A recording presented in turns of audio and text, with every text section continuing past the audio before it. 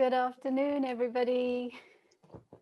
It's wonderful to see you all. I think it is good afternoon to some of you. For some others, I know our guests, it's going to be our guest speakers, it's going to be good morning and good evening.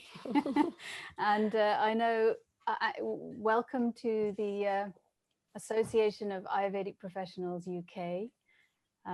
We're very, very glad to see so many of you here. We've got about 150 of you online, and it's growing. It's going up. We have 500 of you registered. We reached our capacity for this event, and so many people asked about the recordings. And while we're still admitting people for a couple of minutes, now is a good opportunity to tell you that this event is being recorded, and the recording will be available on our website, on our social media, and you can watch the recording through your Eventbrite tickets. So if you have any friends or anybody that you know that's interested, please do pass it on. And the numbers are rising, and I know that there's a lot of people. We looked at all of the people who wanted to come and participate in this event, and you're really coming from all over the world. So we want to make you feel very much a part of this. We're so very happy that you're joining us. So please use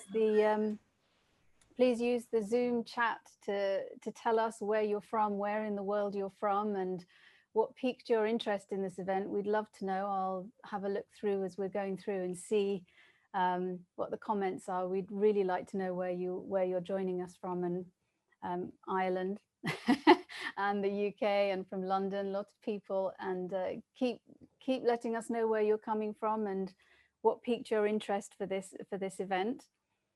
And while we're still waiting, people are still coming.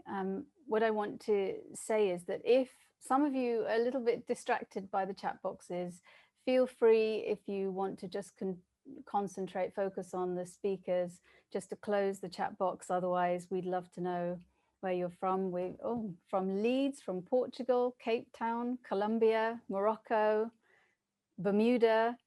Bermuda is one of our students. Hello, Shara, and Wales, and it's so wonderful. I know we're living in a world of some restrictions at the moment, but still, it's a wonderful thing to be able to connect with so many people using platforms like this. So keep telling us where you're coming from.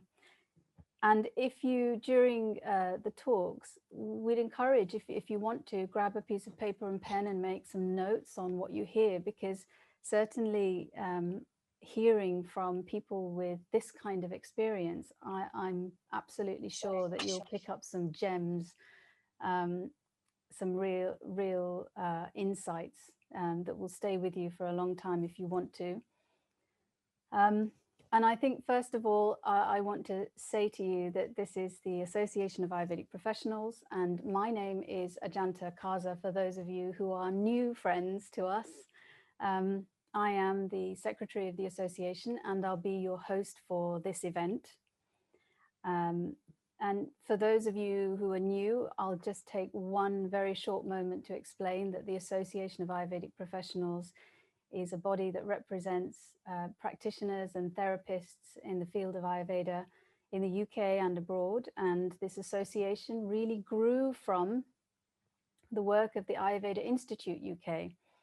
At the Ayurveda Institute, we train Ayurvedic practitioners and therapists. We have around 200 students a year.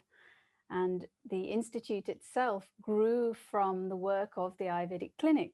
The Ayurvedic Clinic has been here in London quietly but very effectively practicing for 25 years, and it has grown enormously. And of course, this is all organic growth, one growing into the next.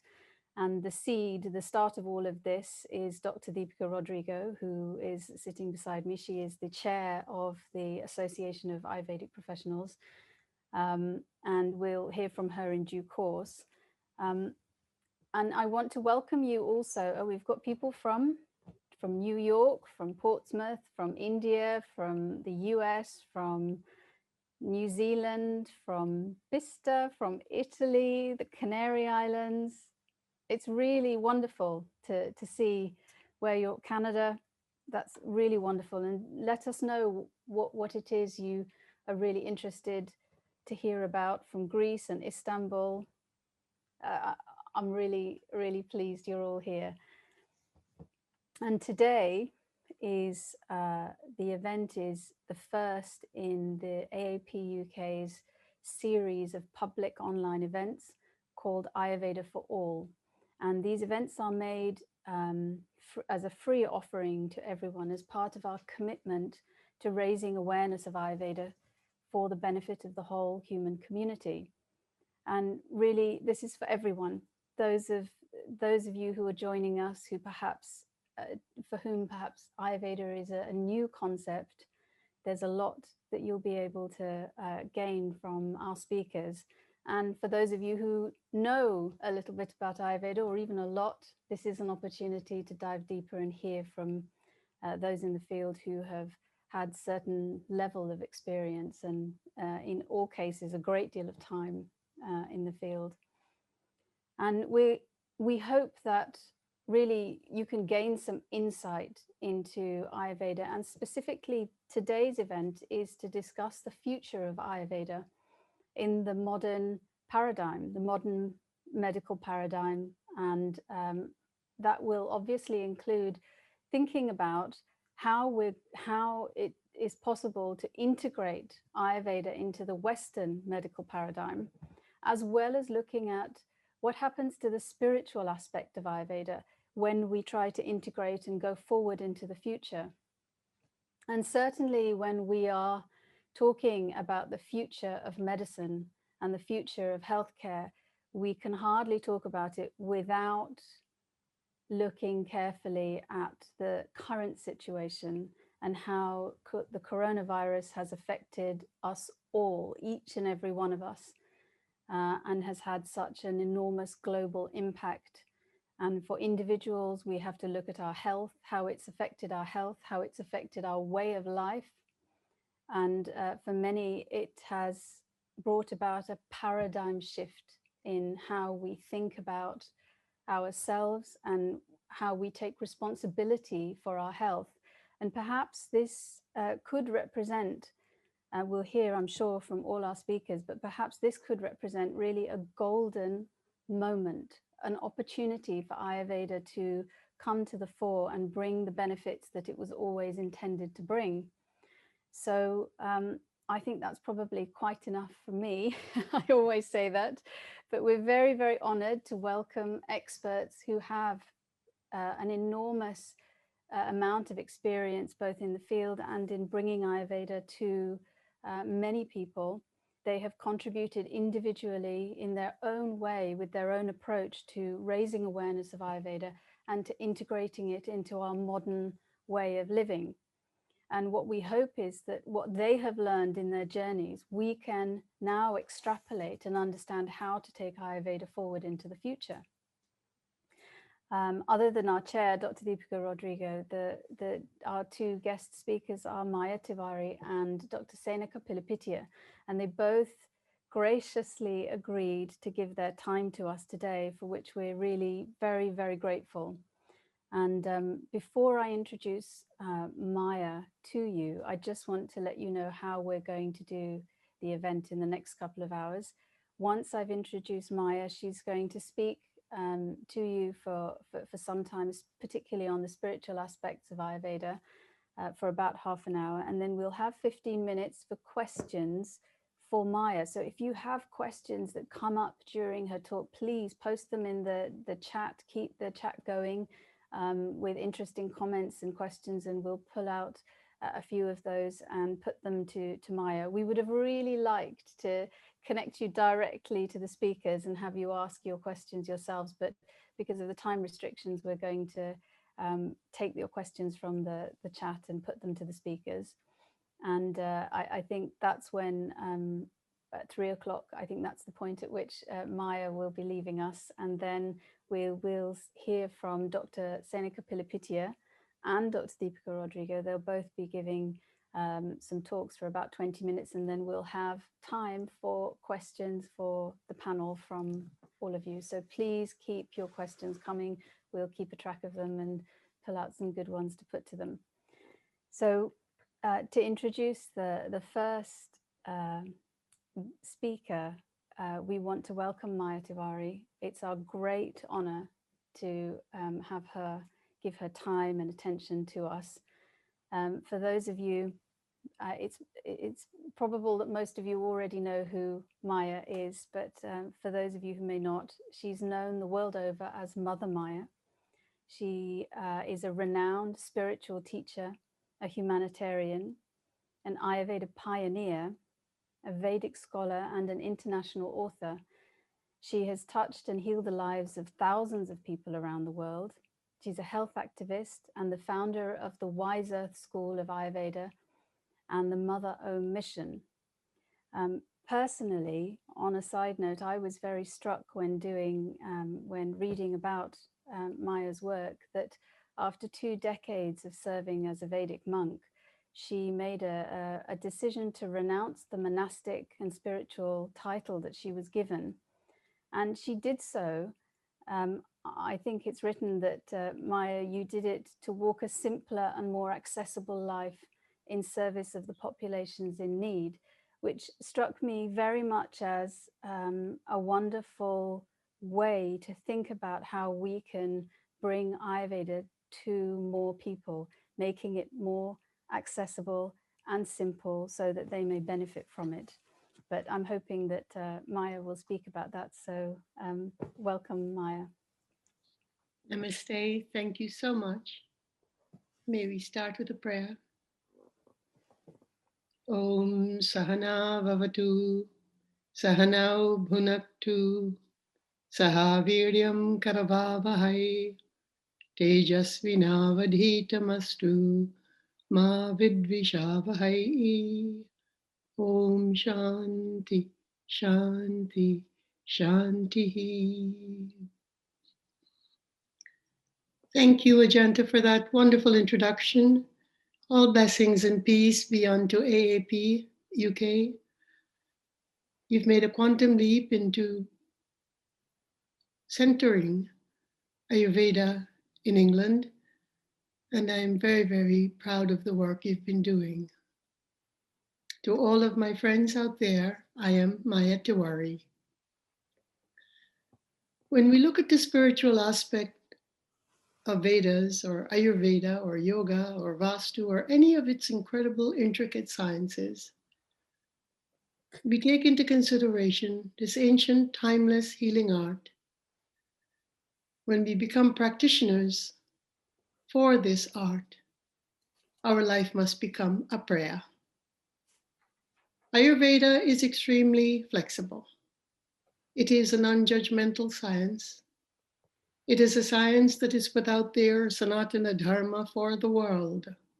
Like all of its arts and all of its wisdom, it is to be shared by all of humanity.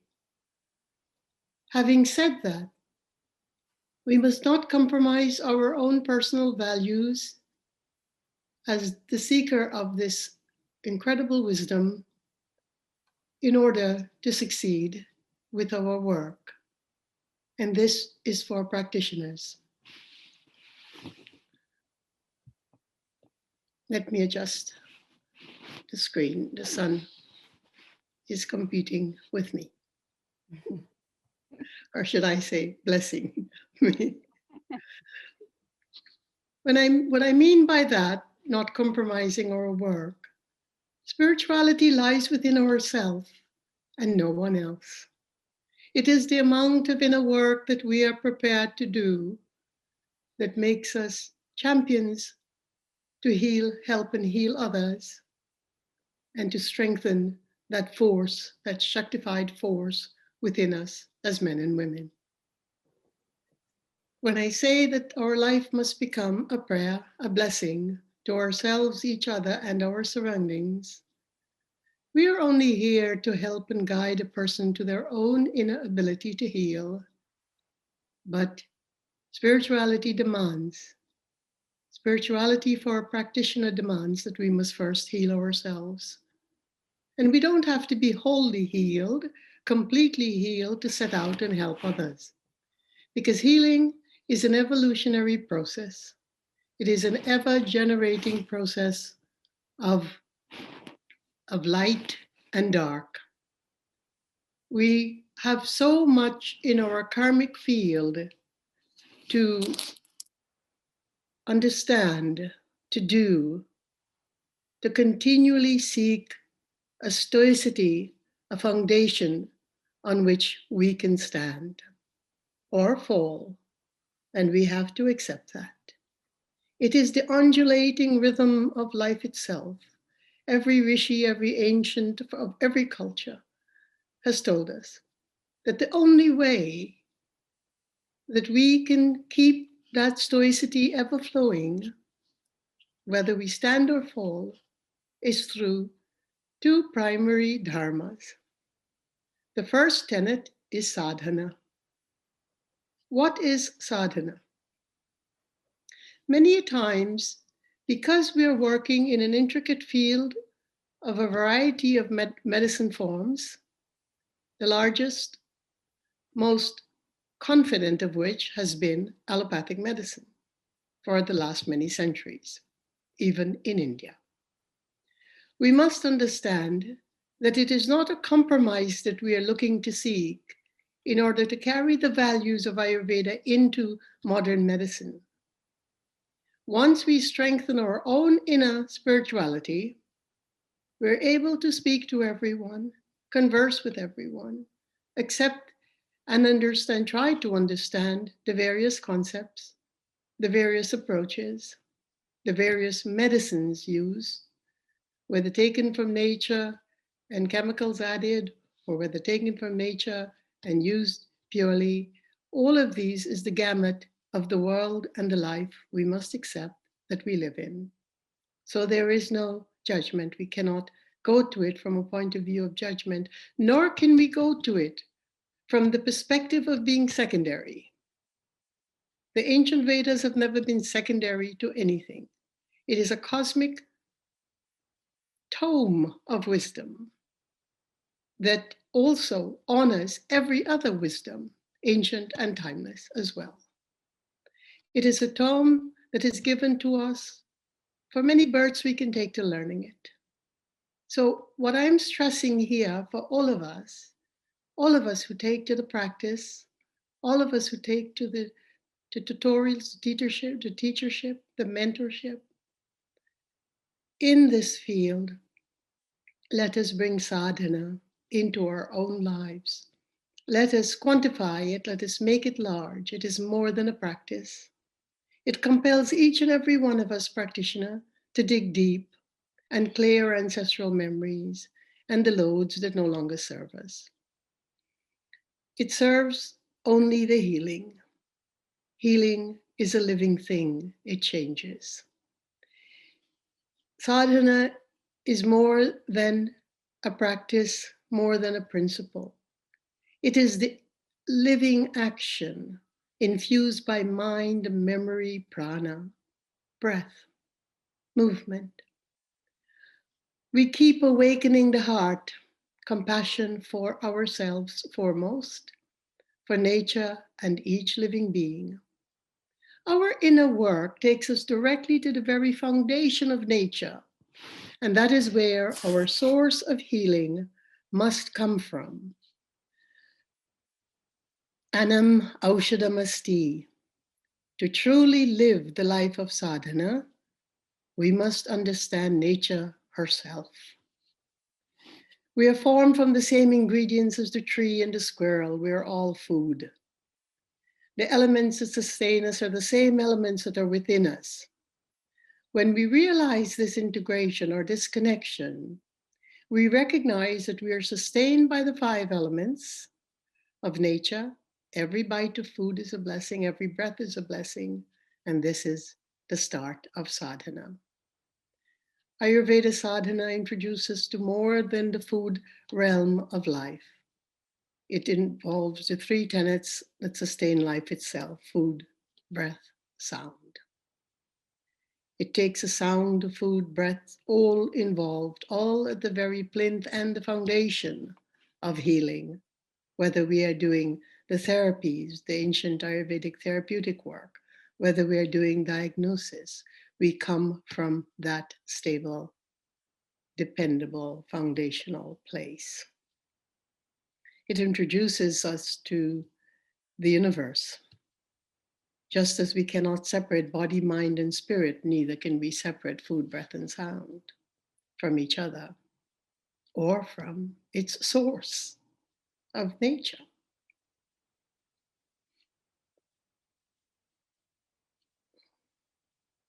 Everything is integrally connected. From the perspective of sadhana, we are the same conscious energy and essence of life.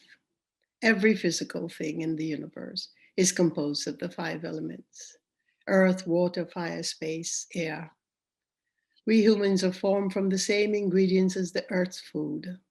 And that's why the Vedas tell us, Annam Aushadam Asti, everything is food. Food is medicine, but not medicine whereby we defeat our own inner medicine resources. Our most potent medicine is what we can bring up in awareness within ourselves, to understand ourselves and to heal in the ways that life, circumstances demand of us. Sadhana demonstrates in your life how you can merge your body and mind into awareness through every movement, every breath, and every action. All actions become sacred, including our mistakes. We have to become aware of this healing power of our hands, our limbs. They are the limbs of sadhana. We were constructed anatomically in a specific way as a human person, and that is to use our limbs in the art of healing. What I'm trying to say, and what I am saying, is that sadhana is about how we heal ourselves so that we can walk forth with that awareness, and with the wisdom we have gained and the knowledge we are gaining from Ayurveda, we can take it forth to help others to heal. As Ayurveda practitioners, once we garner the compassion to care for every person, any person, of any background, of any tradition, the face of pain has no color, it has no skin. It is what it is. It is only our compassion, along with that knowledge, that can help us to help another person. And I'm diving deep into the self-care, deep into strengthening our own inner medicine resource, deep into all of the life changes that we must take on in order to do our very best in service to humanity. Our profession is not a sterilized one. It is not a linear one. It doesn't depend on 9 to 5. It doesn't depend on calling another soul that is your own soul a patient. It only looks at what has to shift in that incredible human person and how you can motivate that shift. And really, in the work I have done in Wizard Ayurveda for the last 35 years in the United States and elsewhere, what I have found is that we end up using so little medicine of any kind, because once you shift the power to heal within someone else, they're able to intuitively know what is going to help them and what is not. And yes, we use Ayurveda, incredible panoply or plethora of ancient medicines. There is a second tenet that is the foundation of sadhana. Just like sadhana is the manifestation of who we are becoming. And we're not becoming anything other than the pure Atman, the soul that we already are. But we're refining it for memory's sake, so that we remember.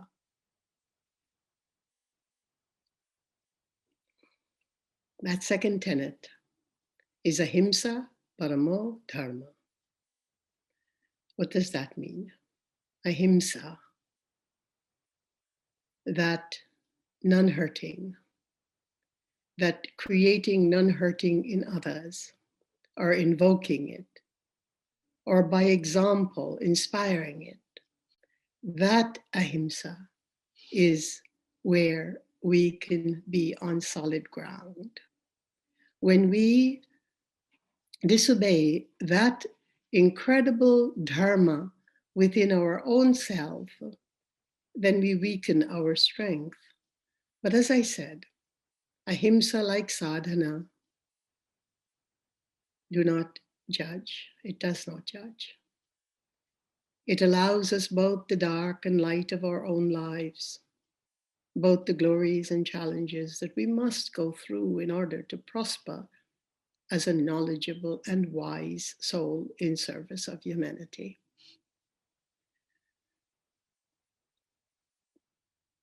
So ahimsa then is the next important tenet of spirituality for all practitioners, and certainly for Ayurveda and its practitioners and teachers and mentors.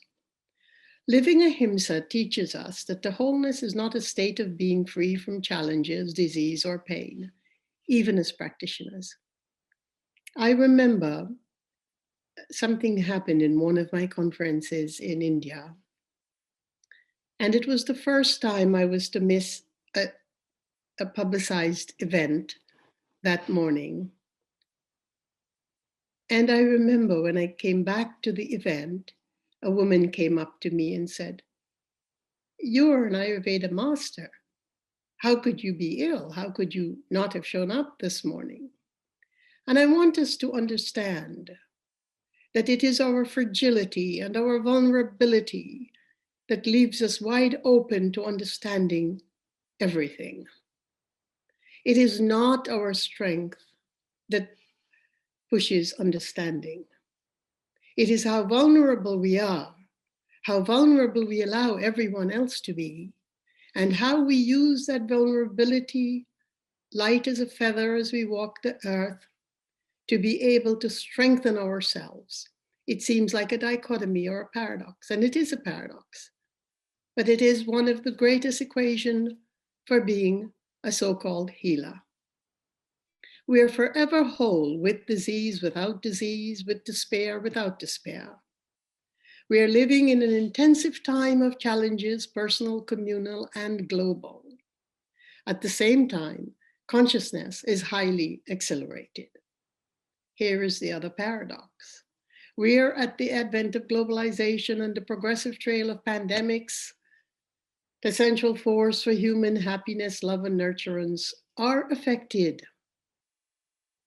And that is the vulnerability that I'm talking about, that in a most amazing way can make us stronger than we are, can force changes upon us that we were inward about and could not shift.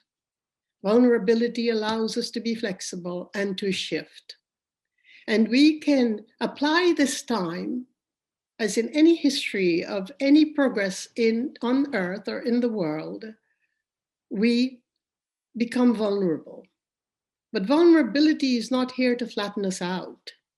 Vulnerability is here to present, yes, obstacles and challenges so that we are forced to grow beyond our comfort zone. It doesn't mean we push ourselves to exhaustion. That is a linear thinking. That is a thinking that has gotten us all into trouble. We are not here to emulate the process and the procedures of modern medicine. We are here to understand, to accept, and to strengthen our own sense, our own Shakti, our own force within us by accepting all, judging none, and being very good at what we do. And accepting the challenges as well as glories line our path.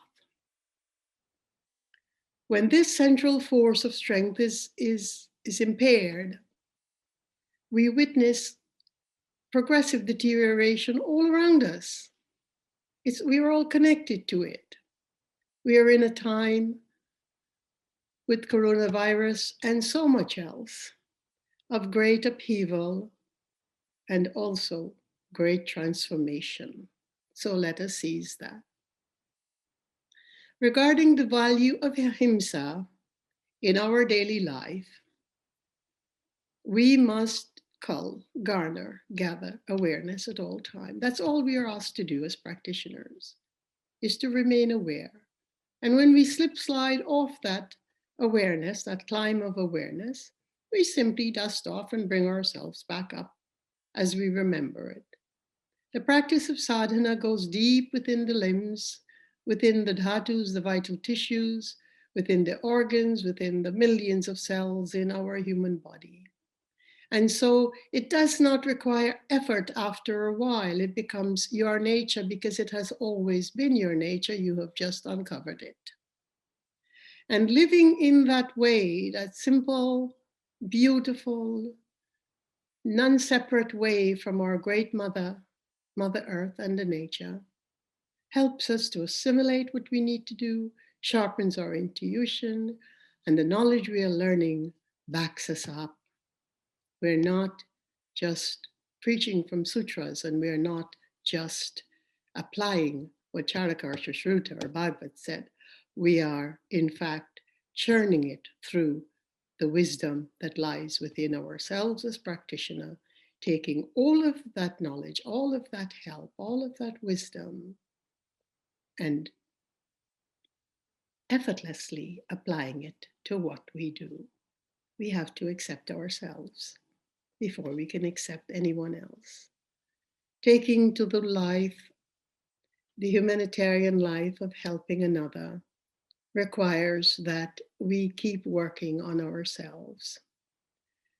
We've been busy severing our connection to Mother Nature, the primary source of nurturance for body, mind, and spirit. Ahimsa in this context is about inner harmony, peace, the freedom from all forms of disorder. It does not mean that we wouldn't be challenged and have diseases or disorders. It simply means that we have freedom from the disorder, in that we can walk with it, we can be stoic with it, we can be vulnerable with it, we accept it, and we continue to move. To attain inner harmony, we must fortify our state of awareness, not just the knowledge of a particular body of wisdom as in Ayurveda or yoga, but to that soul wisdom, that wisdom of that's centrifugal to the self. Who am I? Who am I growing into? What is my purpose? How do I serve it with the dignity, the grace, and the Shakti that Mother Nature has given me naturally? It's inside of me. I need to find it again. So living your Ahimsa brings effulgence to your mind, your memory, and it awakens the heart. But awakening of heart keeps on happening. We can feel so awakened as I have in the last 4 decades. And then something strikes, something happens. And you wonder, did I not have that complete awareness? No, we never have. In the manifested form of a human body, that complete awareness.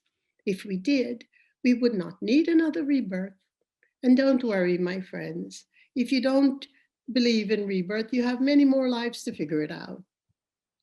But getting back to aligning with the Ahimsa, it's what the mind, it's a lot of what we have been conditioned to believe, to think, to know.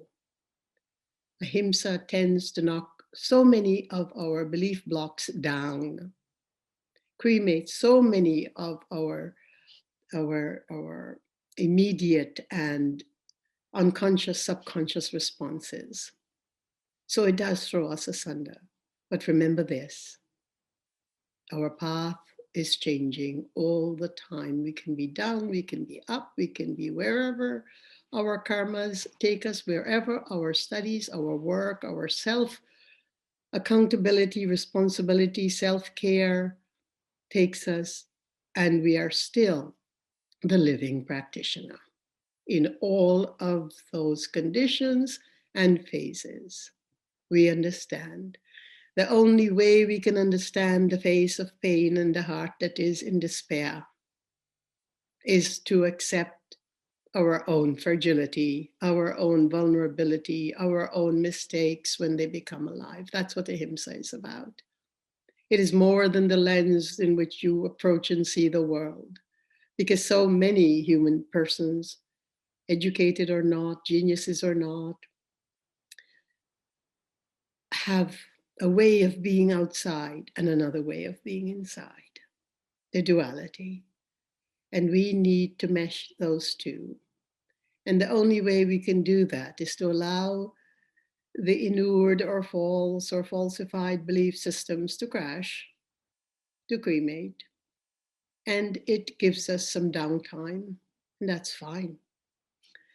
So in aligning ourselves with Ahimsa as our foremost guide, we can dive into the cavern of unresolved fears, flaws, violent hurt that has been transported from generation to generation and life to life. Practicing a life of sadhana and a life of ahimsa steers us always forward in the path of consciousness, of growth, of being simple human people living a simpler life in service of those in need without neglecting ourselves and our changes and our pauses and our phases and our despair and our joys. Thank you so much for allowing me this time to share what has been growing deeper and deeper. When I first started the work in Ayurveda, and Weisert School was the first to have opened in the United States, I was determined to bring back the sadhana and ahimsa value of this work, because without it, our foundation is slippery. It doesn't prevent us from doing the clinical work of Ayurveda, but Ayurveda existed long before it became a clinical modality. And that is where so much of self-wisdom lies. And as practitioners, we need that ground to be solid. Om Namah Shivaya Jai Ma.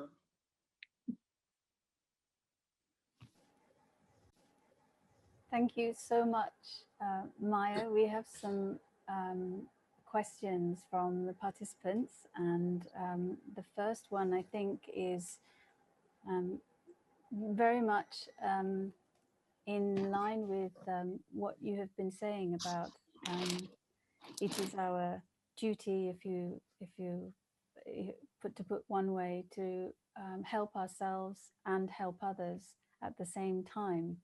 And that task is one that Liana has asked a question about. Liana is one of our own students and is studying to become an Ayurvedic practitioner.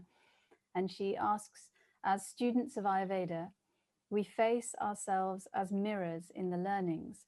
We face a mirror with our patients. Our learning and healing others is a part of our evolution. In my short time with Ayurveda, this has been painful at times and very beautiful.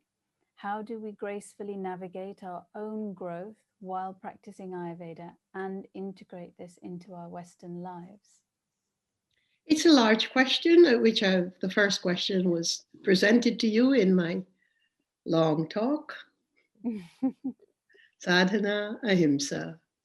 Delve into what that means for you and what the universal meaning of it is.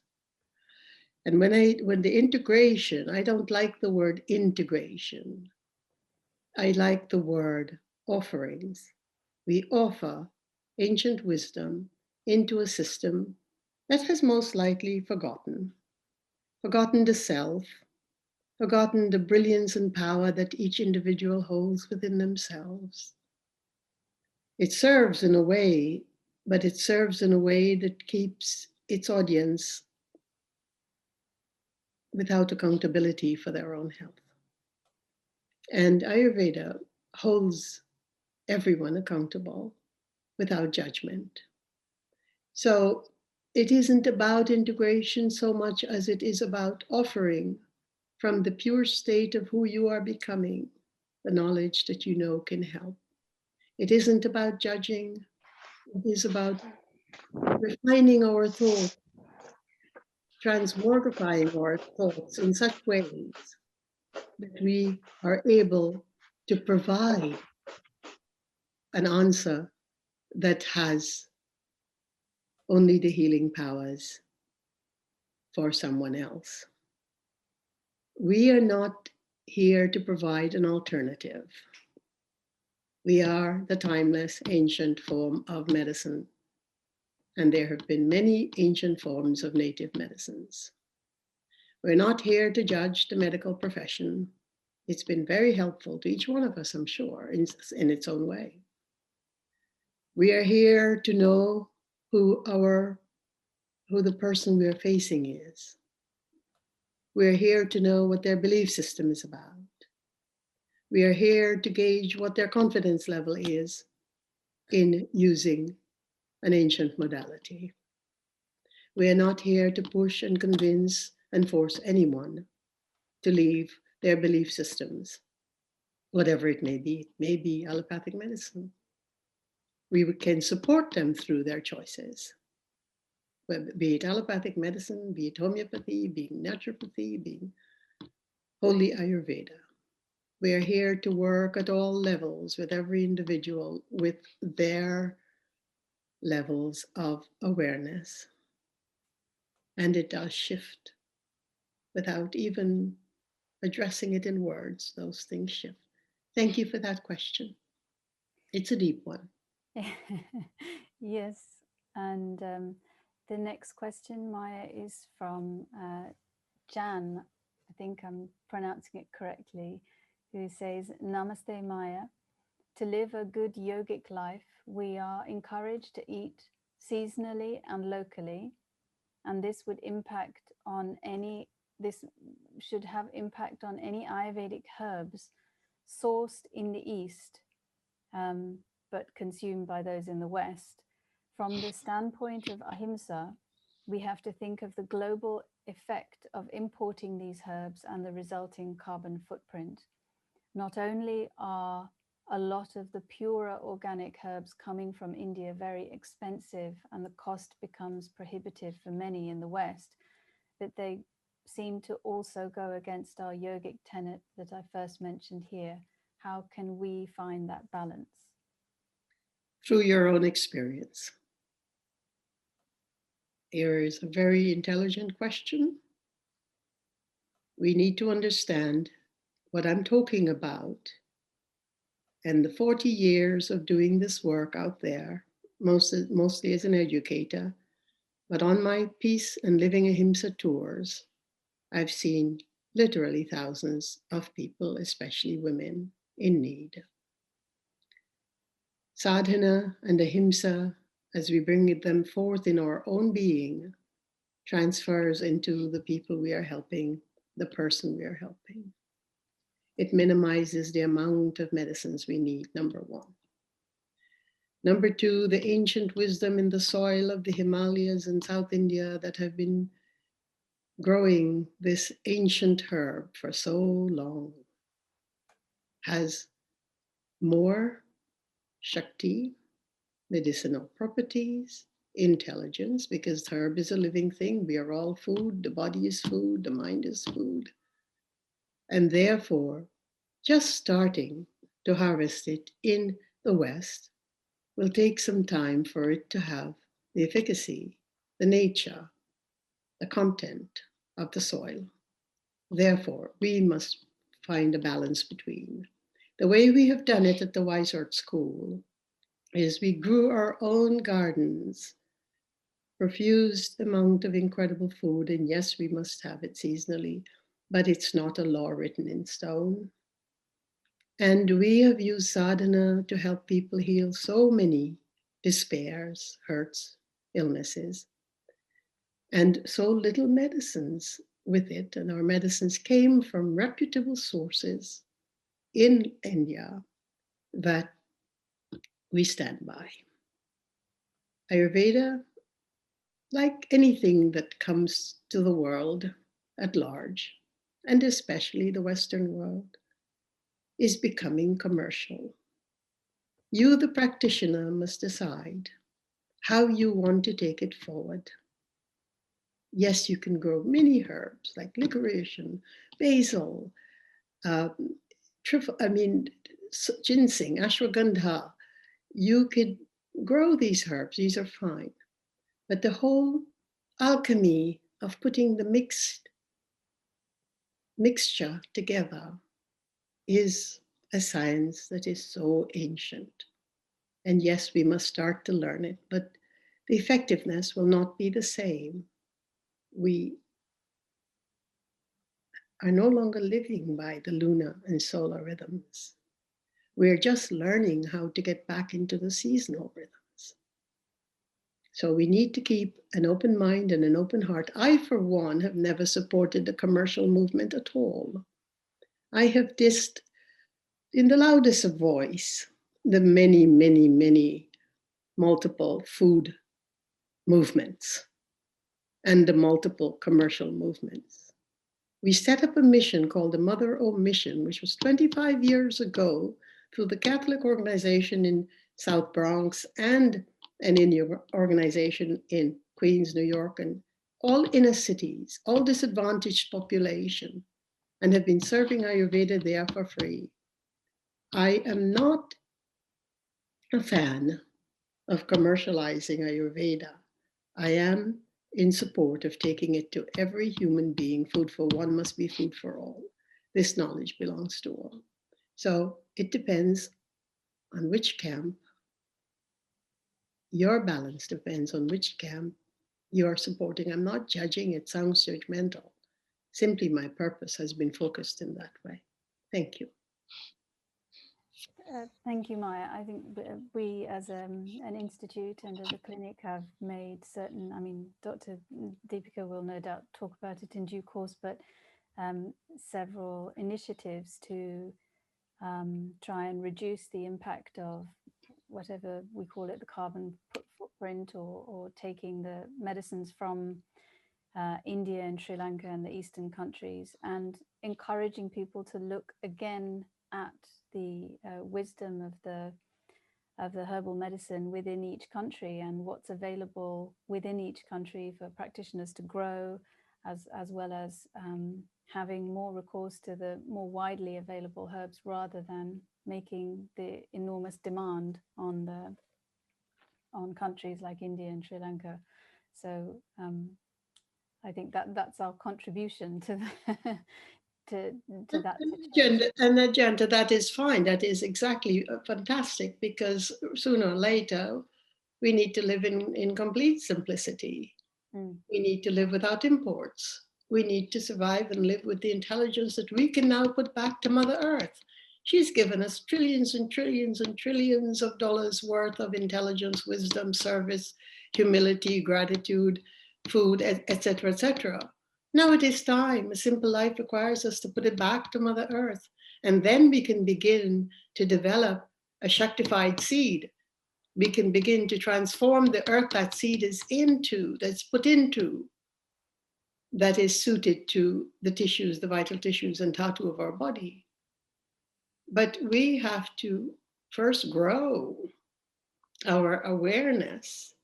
And that is what the talk today was about. We could look at spirituality and put in all the ablutions a practitioner can do, from gargling to eye wash to prayer to yoga to stretching to eating seasonally, eating organically, with foods that are from Mother Earth, Anamaushadamasti, those which grow on the earth.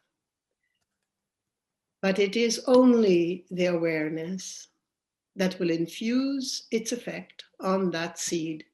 The seed has its own medicine. However, it is our awareness that brings that seed alive in the way that we need it to perform. Yes, certainly.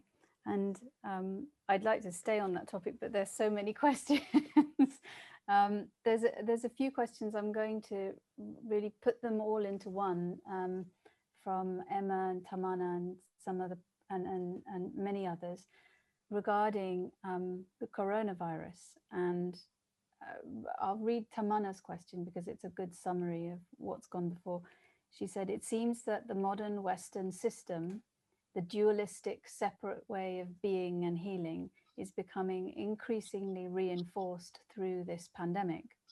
The mainstream fear-based approach is only focusing on mass vaccination programs.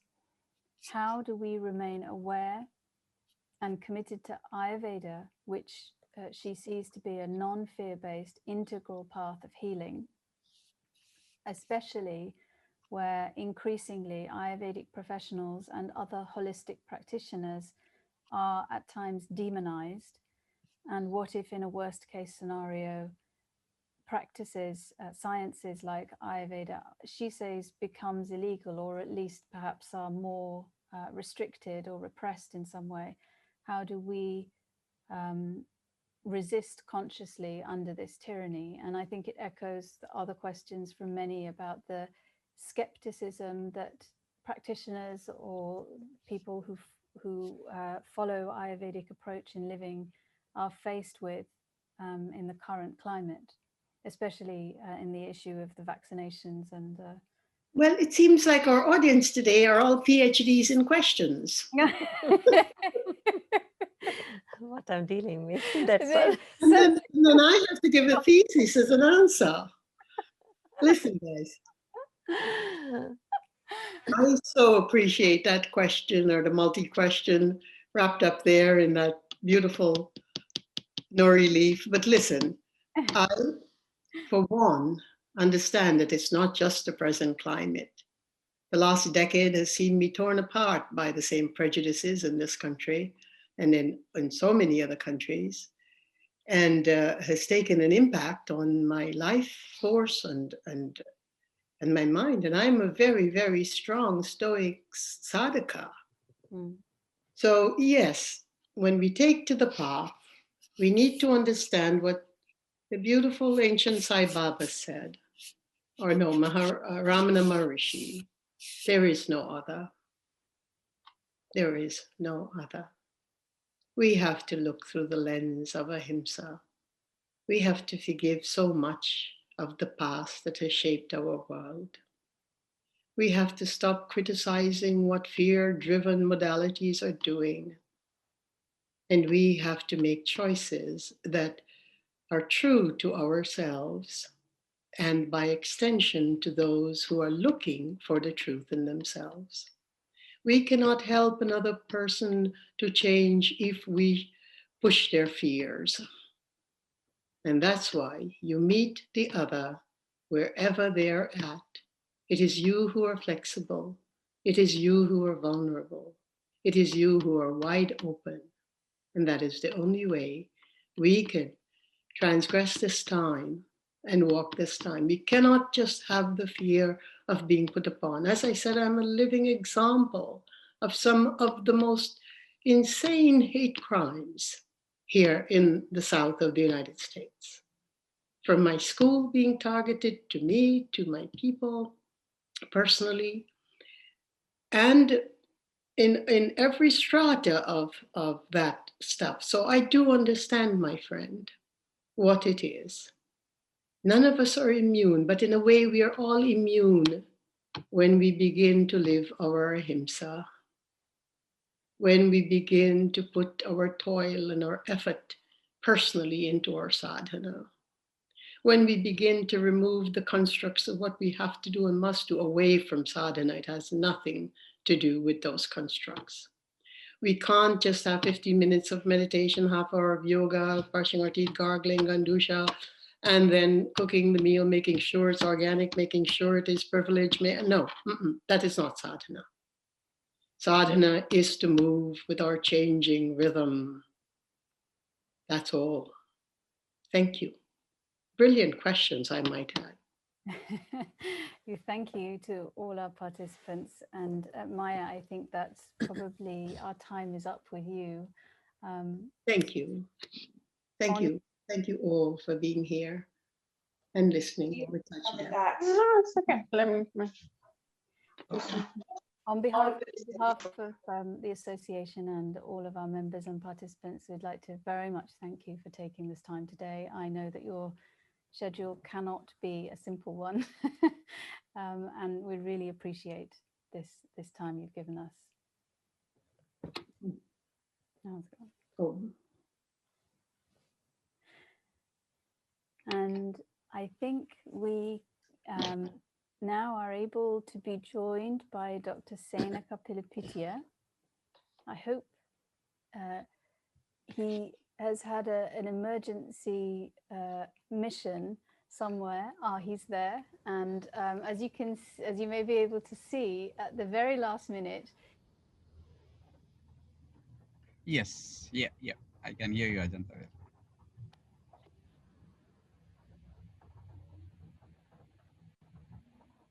Hello. To give the talk while traveling. I think Dr. Pilapitiya is in Sri Lanka. Welcome, Dr. Pilapitiya. It is the evening in Sri Lanka, so what I propose to do is just introduce Dr. Pilapitiya before I give him the virtual floor. Dr. Pilapitiya is a consultant physician. He is a senior lecturer and dean of the medical faculty at Rajaratna University in Sri Lanka. He is the director of the Bandaranayake Memorial Ayurvedic Research Institute in Colombo, which is the premier institute in Sri Lanka for Ayurvedic research. He is he is on the board of advisors for our association. He is an allopathic medical doctor specializing in internal medicine, but following his lineage, he also qualified as an Ayurvedic practitioner, and he's registered with the Sri Lanka Ayurveda Medical Council. This makes him one of a rare breed of physicians who has a wealth of knowledge and expertise in both medical systems, and we might say a true practitioner of integrative medicine. And we know through our connection with Dr. Pilapitiya that he personally has initiated programs to bring Ayurvedic procedures into allopathic hospitals with some great success, I believe. So we want to extend a very warm welcome to Dr. Pilapitiya. Thank you, Ajanta. Thank you for the introduction, and thank you, AAP UK, for the invitation. I'm quite sorry because I'm on my way after some work.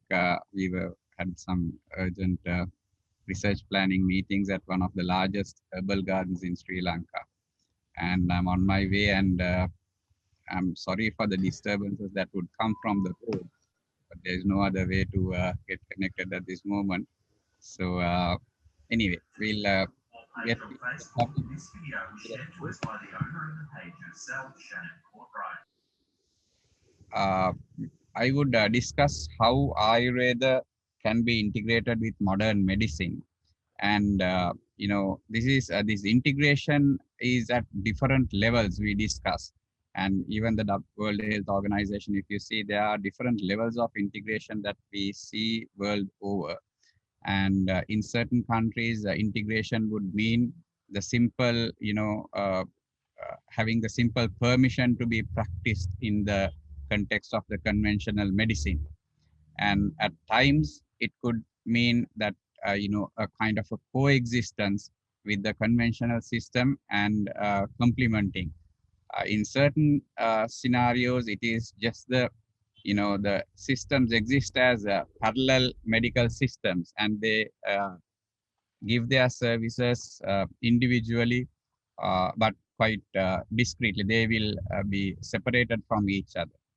And the highest level of integration is where two or more systems will work together to deliver a common health improvement to a diseased person, or will work together to promote the health. So that is, I would say, is the highest level of integration. Now, I would slightly try to get into that end and see how Ayurveda can integrate with modern medicine or the allopathic medicine. But when we discuss, there are a few principal things that we will have to appreciate. One is what we call the incommensurability of sciences. Actually, this term incommensurability first appeared in languages, or what we call as semantics. What they said was meaning of a word in one language might not give the same feeling and meaning when it is translated to another language. So in semantics or languages, they brought this theory of incommensurability. Later on in 1700s, this was explained in physics, and Thomas Kuhn and Paul Fabre discussed this theory of incommensurability in physics, where they said when you have two paradigms, if one paradigm can be, the two paradigms always cannot be explained from each other. And then if you can explain one from the other, then of course there will be a superior paradigm. So you can discard the inferior paradigm and keep the superior paradigm. And when you really go through physics, you will see there is a Newtonian theory for one principle, and for the same principle, there will be another theory. And both will be practically applicable at different situations. So this is a common thing that is there in physics. But when it comes to medicine, I think the same rule can be applied. So when we are comparing and dealing with medical systems, we will have to appreciate that there will always be incommensurability, that we will not be always be able to explain Ayurveda or any other traditional system of medicine through the knowledge of modern medicine. So that is one. Then the other aspect is, if we are speaking of integration, for any integration to occur, whether it is a medical system or human beings or any other thing, there should be certain commonalities. There should be certain things in common. So unless you have something in common, integration will not work. It will not be practically, materialized. So what is there in common with Ayurveda and modern medicine or modern allopathic medicine that we are speaking of today? Now, of course, it's quite interesting to see that there are commonalities. But again, what we will have to understand is, if we take Ayurveda, say the Ayurveda, because one thing in common is all these systems will be dealing with the same human being. But the decision making and the approach might differ, but we, at the end of the day, we deal with the same human being.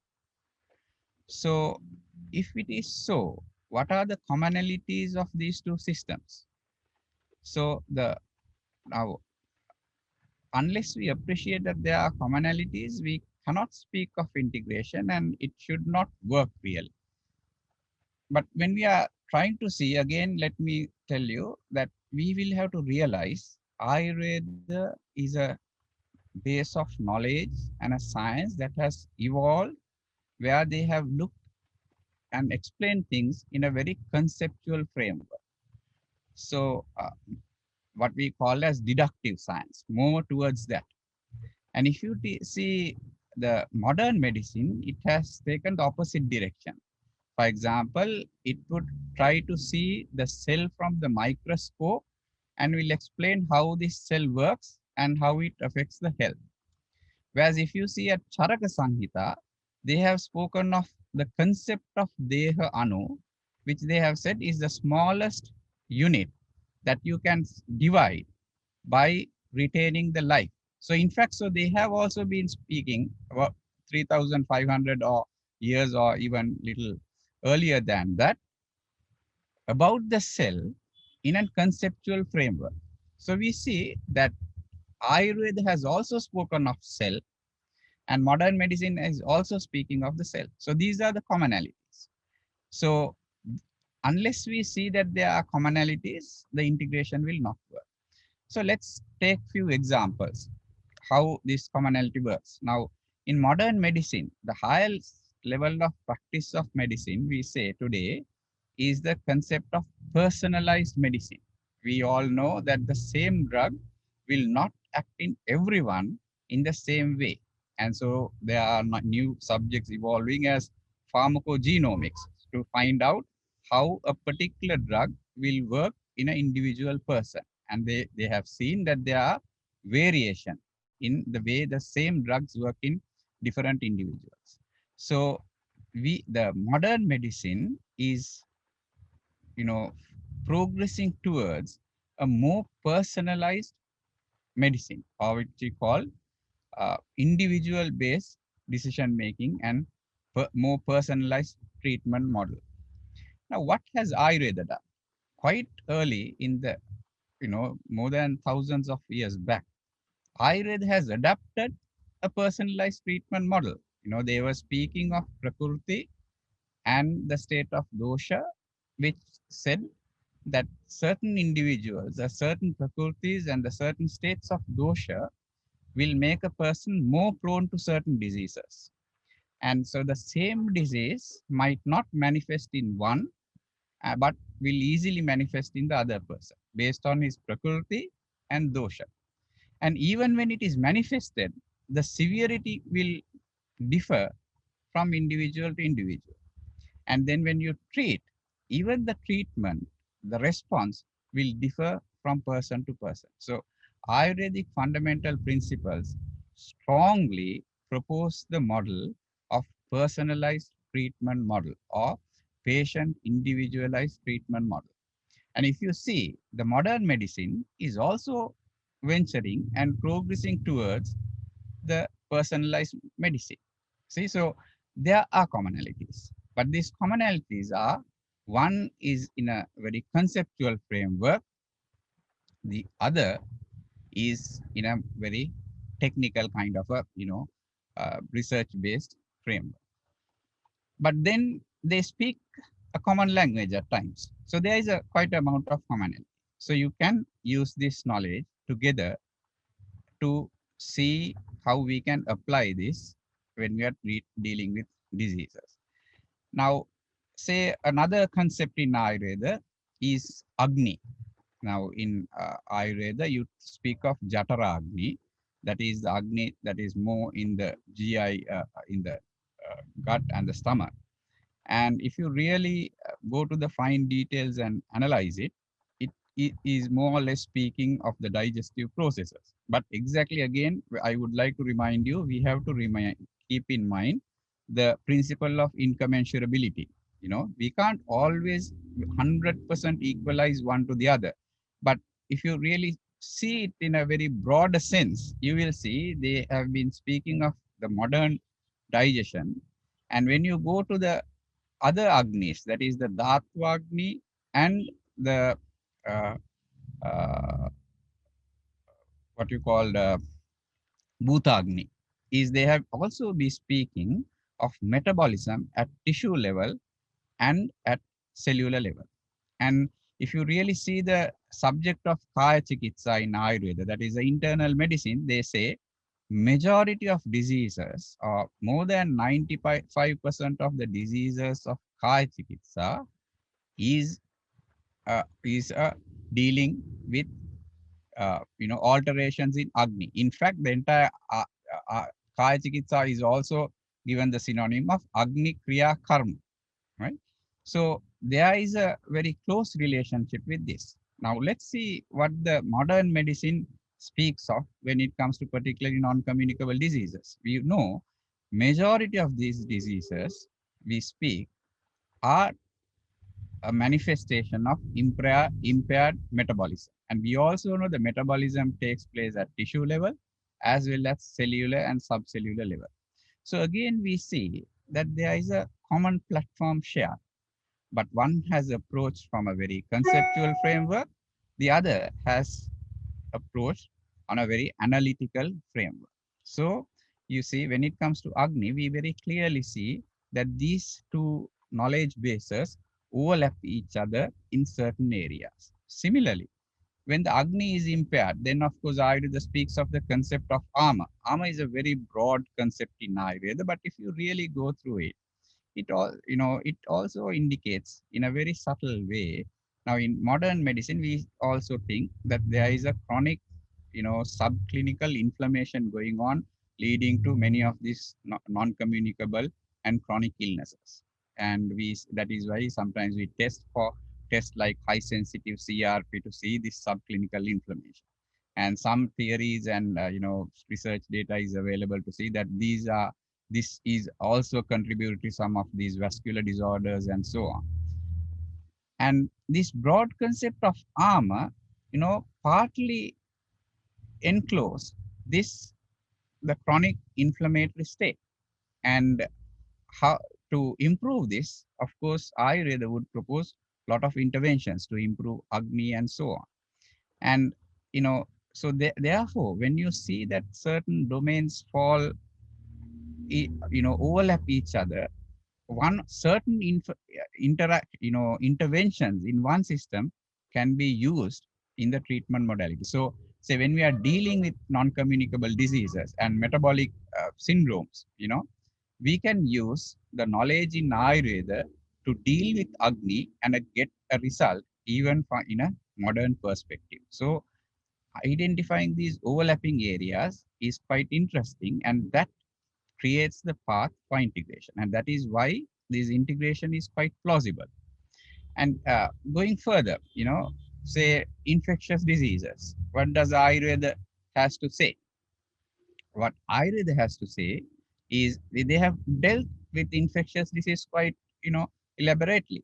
And they would say, so it is quite interesting to see in Sushruta Samhita, they say the first thing that they have advocated is Sthana Varjana. Sthana Varjana is, avoid places where you can get contracted. So that's the first advice. Second advice is Prayaschitta. Prayaschitta is keep your mind very sublime and, get involved in religious activities. And, so to keeping a very calm and pleasant mind state. And of course, prayashit also has a different meaning in a very religious context. But when you talk broadly, this would be in the practical sense. This would mean kind of a mental state which is very calm and sublime and would involve in religious activities. And what's the third advice? Here for Guru Upadesha. And Guru Upadesha in modern day is the health advisors we get. And then of course they would say lot of regimes, treatments, dietary habits to improve your Vyadhi Shamakta. Vyadhi Shamakta is basically speaking of improving immunity and keeping the disease away without getting contracted with these infectious diseases. So there, of course, when you see that these knowledge bases overlap and there is a similarity and that they can be, uh, there are certain areas which speaks on common ground. You can use certain interventions in those traditional medicines, even in the modern day context, even in the context of use of conventional medicine to supplement sometimes, or sometimes it could be even the mainstay of treatment. So this is where we can integrate, and having a very deep understanding of these principles will make it more easier for intervention. So in practical sense, how can we use this knowledge? So say when you have obesity and the other factors of metabolic syndrome and other risk factors for non-communicable diseases, rather than, we would take drugs to lower the cholesterol level, control hypertension and so on, but these can also be supplemented by certain dietary interventions that Ayurveda speaks of. So that is how the integration would work at a primary healthcare level on improving the wellness. And Ayurveda is very clear on health promotion. So they say Ayurveda is of two main sections. One is the promotion of health, other is the treatment of the ill. So when you talk about the promotion of health component, there's quite a lot of interventions, dietary prescriptions, and simple remedies and modifications in the diet that would help you to improve your health and keep you resistant to diseases. And this is where the integration will work. And of course, our experiences, at our university, there is a very effective treatment model for what you call the disease of fistula in ano in Ayurveda. And we have done it in an integrated model, and we have seen the outcomes are very promising. And when you do surgery, there is a higher recurrence rate. What we have seen in our study is that the recurrence rate in our clinic setup is that the recurrence rate is very low. So when it is, but of course, the advantages of integration are for the both sides. So earlier, of course, Ayurveda will not have a very strong anesthetic model, but the modern medicine do have. So if you can do the same procedure under local anesthesia, the pain and discomfort to the patient is very less. Whereas by getting Ayurveda into the conventional system, the recurrence rate would go down. So there is a lot of promising outcomes when you integrate. So this is what we can do at the highest level of integration. But we all know in certain countries this level of integration might not work, or there might not be feasible avenues for that. But then having this knowledge and integrating it at a lower level will still work out. That is where we can do the alterations in the diet, and uh, uh, dietary elements or ingredients to the diet, so that your Agni will be improved. And when your Agni is improved, you know that it will work in reducing your metabolic complications. So see, similar things can happen even when in a context where there is not much of room for a very high level of integration. And the other thing is also, the using certain enemas and purgatives. When I was in the medical student, one of my colleagues who was also a medical student at that time asked, because of my background of Ayurveda and traditional medicine, why do you give purgatives? What is the purpose? Is it a drain to clean once in a while? What's the purpose? And I also did not have an answer. And when I met him quite recently, now he's also a specialist, I said, do you want to explain the reason why purgatives have a meaning? Then he said, no, I know what you're going to speak of. Now, with the knowledge of gut microbiome coming in, you see, we know sometimes we just, as a brief statement says, what you are is basically what your gut microbiome is. So all these purgatives, enemas, and after a brief illness, Ayurveda would recommend a very smooth enema and so on, all will deal with the gut microbiome. So again, we see that the ancient knowledge and the conventional knowledge is falling, you know, in parallel and share certain common grounds. And that is where we can very effectively use integration and, use it for the benefit of the mankind, and also to keep ourselves healthy, as well as to, when we are intervening with certain diseases. So I think I just tried to explain you how this integration would work and on what basis can we integrate. So we should have certain common grounds, but at the same time we should remember that these two paradigms are not speaking the same language. So unless we appreciate that, we will always try to explain one from the other, and that will be a total failure. But if we also don't believe that there are common grounds, then of course integration will not work. So for integration to work, it needs understanding incommensurability, that we are speaking two languages, and also we need to understand we have common grounds so that it will work when we are delivering true effects for the health. So I think I will stop there and try to answer your questions, and if certain things needs to be further clarified, we can go ahead with that. Yes, thank you so much, Dr. Pilapitiya. There are some questions. Maybe we can deal with a couple of them before I ask Dr. Deepika to speak. I think one of the issues that you've raised is, whilst we can find the common ground between the two systems of medicine, one of the issues on a practical level of integration is in a question from Sarah, and it's really what you referred to as the difficulty with they don't speak the same language. I think her question is a good illustration of that. And she said, hello, Dr. Pilapitiya, thank you for being with us. I work with consultant gastroenterologists and hepatologists. They support me in my Ayurveda studies. She's an Ayurvedic practitioner, but I find it difficult to get beyond the idea with them that the herbal medicine is poisonous to the liver. Is there any way to reassure them that Ayurvedic remedies are not dangerous? And this is sort of a very stark illustration that they can't understand, perhaps, the language of Ayurveda for her to be able to give some reassurance about this. Okay, let me answer. This is a very common question that is asked even in my clinic setups from my colleagues, you know. So let's trust on the modern medicine when it comes. And quickly get your shoes on. Yeah, so let's trust the modern medicine when it comes to the question, and let's follow the modern scientific path. So how do we answer a question? We would look for research-based evidence. So do a search and see how many authentic and proper Ayurvedic drugs have caused liver failure and how many published reports are there.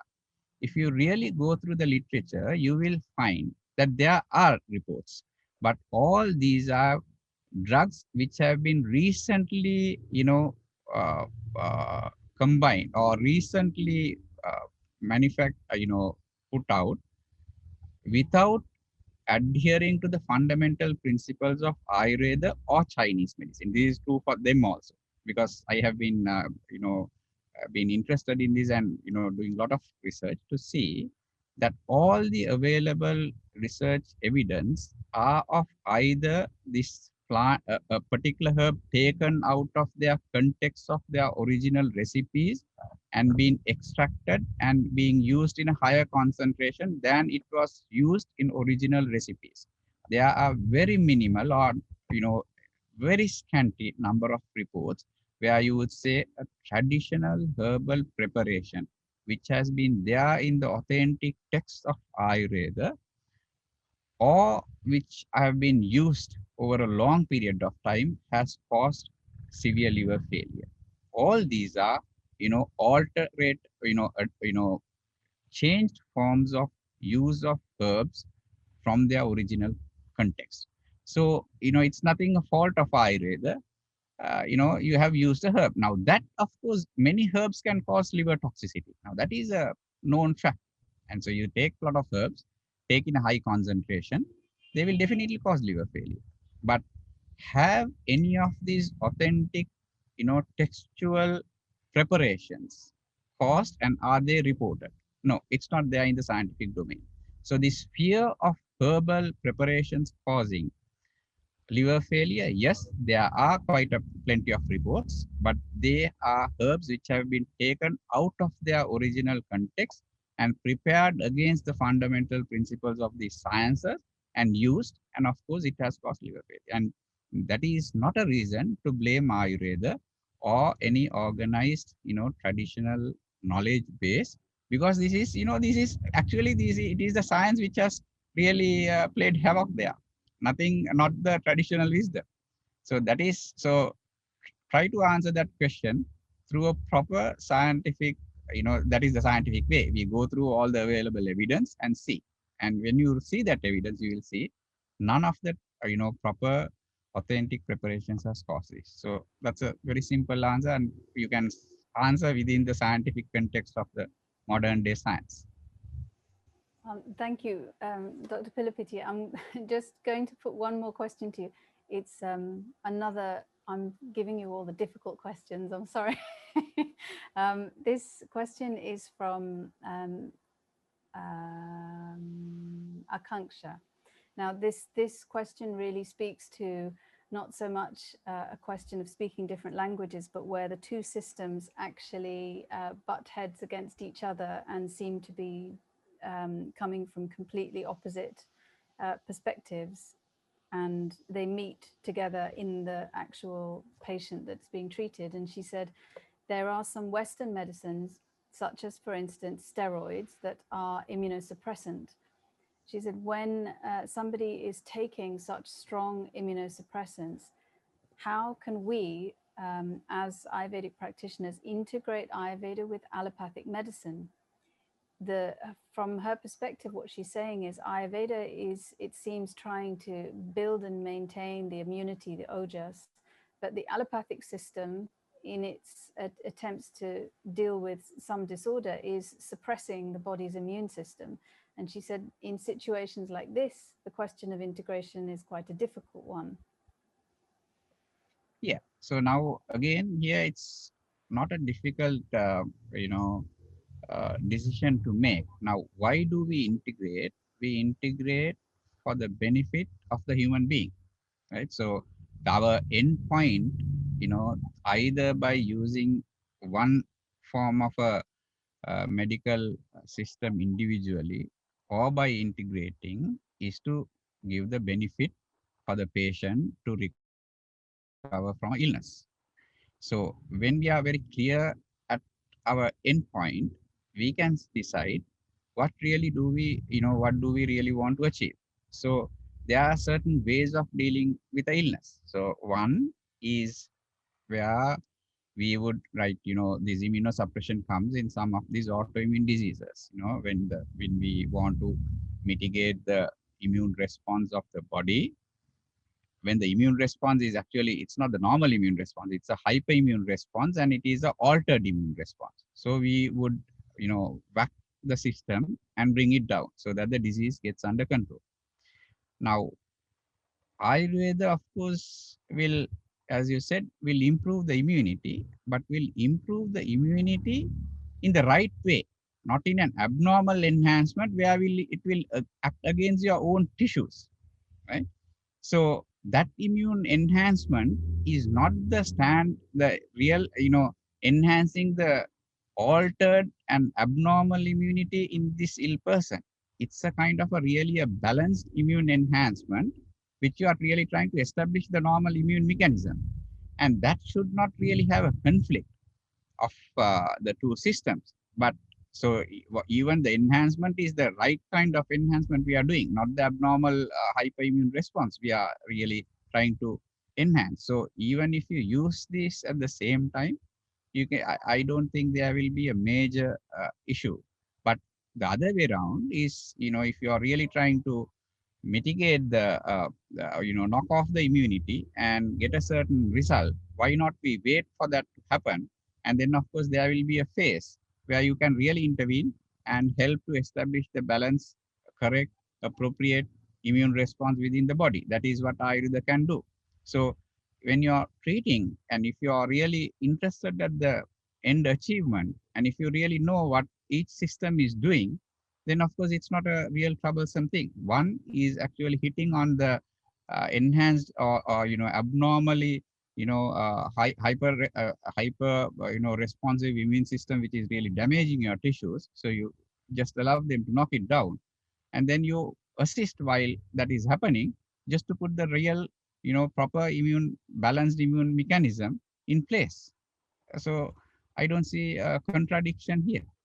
So it's only understanding the basic principles in its right sense and knowing what exactly we are trying to do.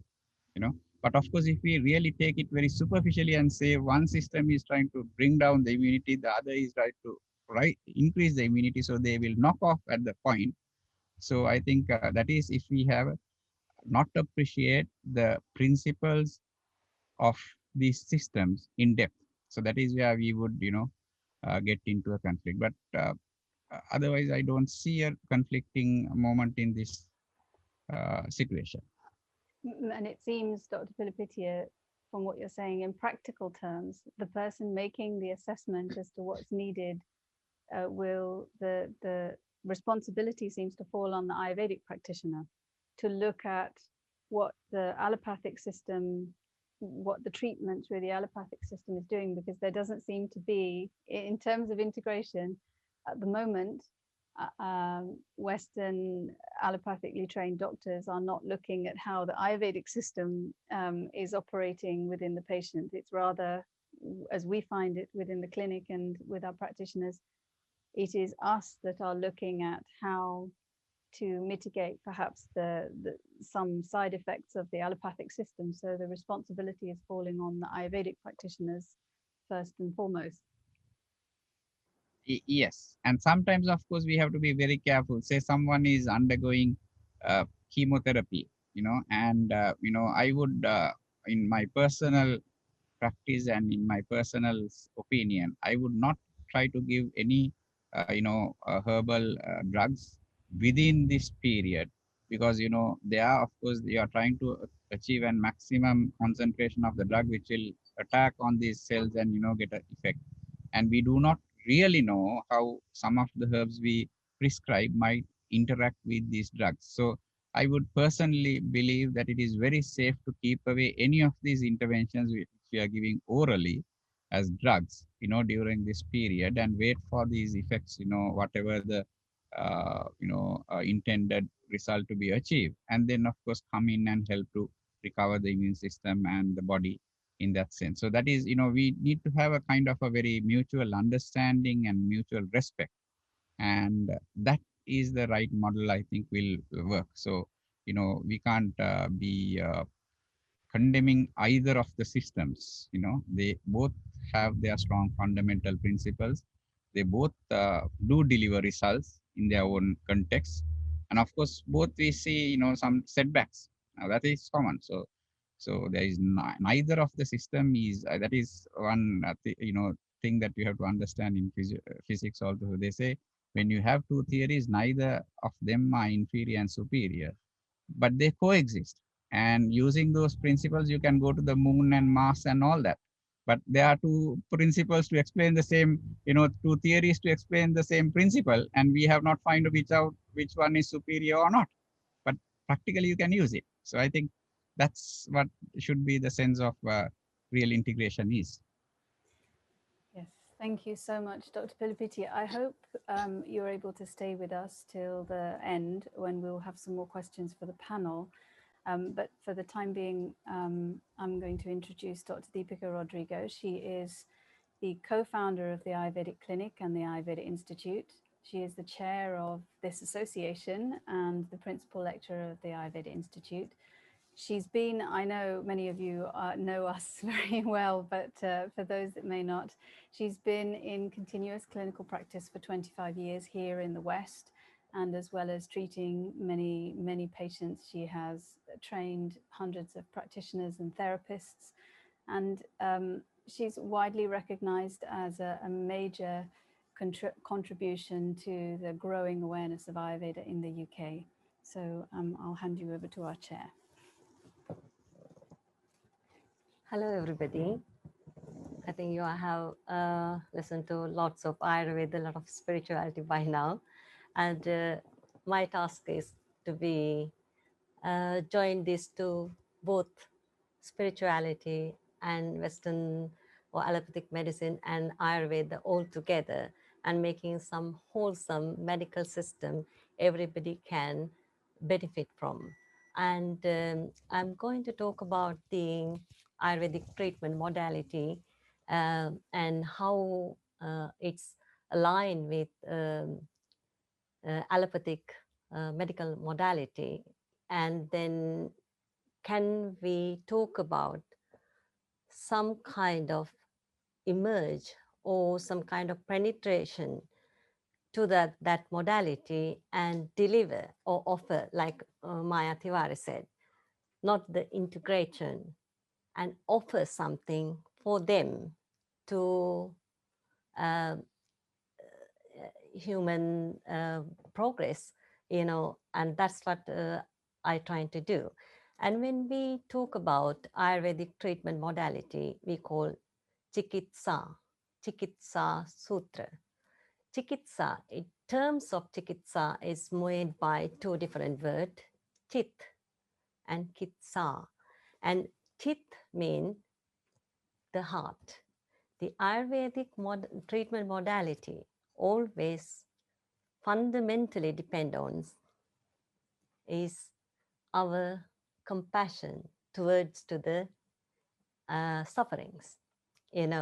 Is disease, any person has disease, and it's give you an idea.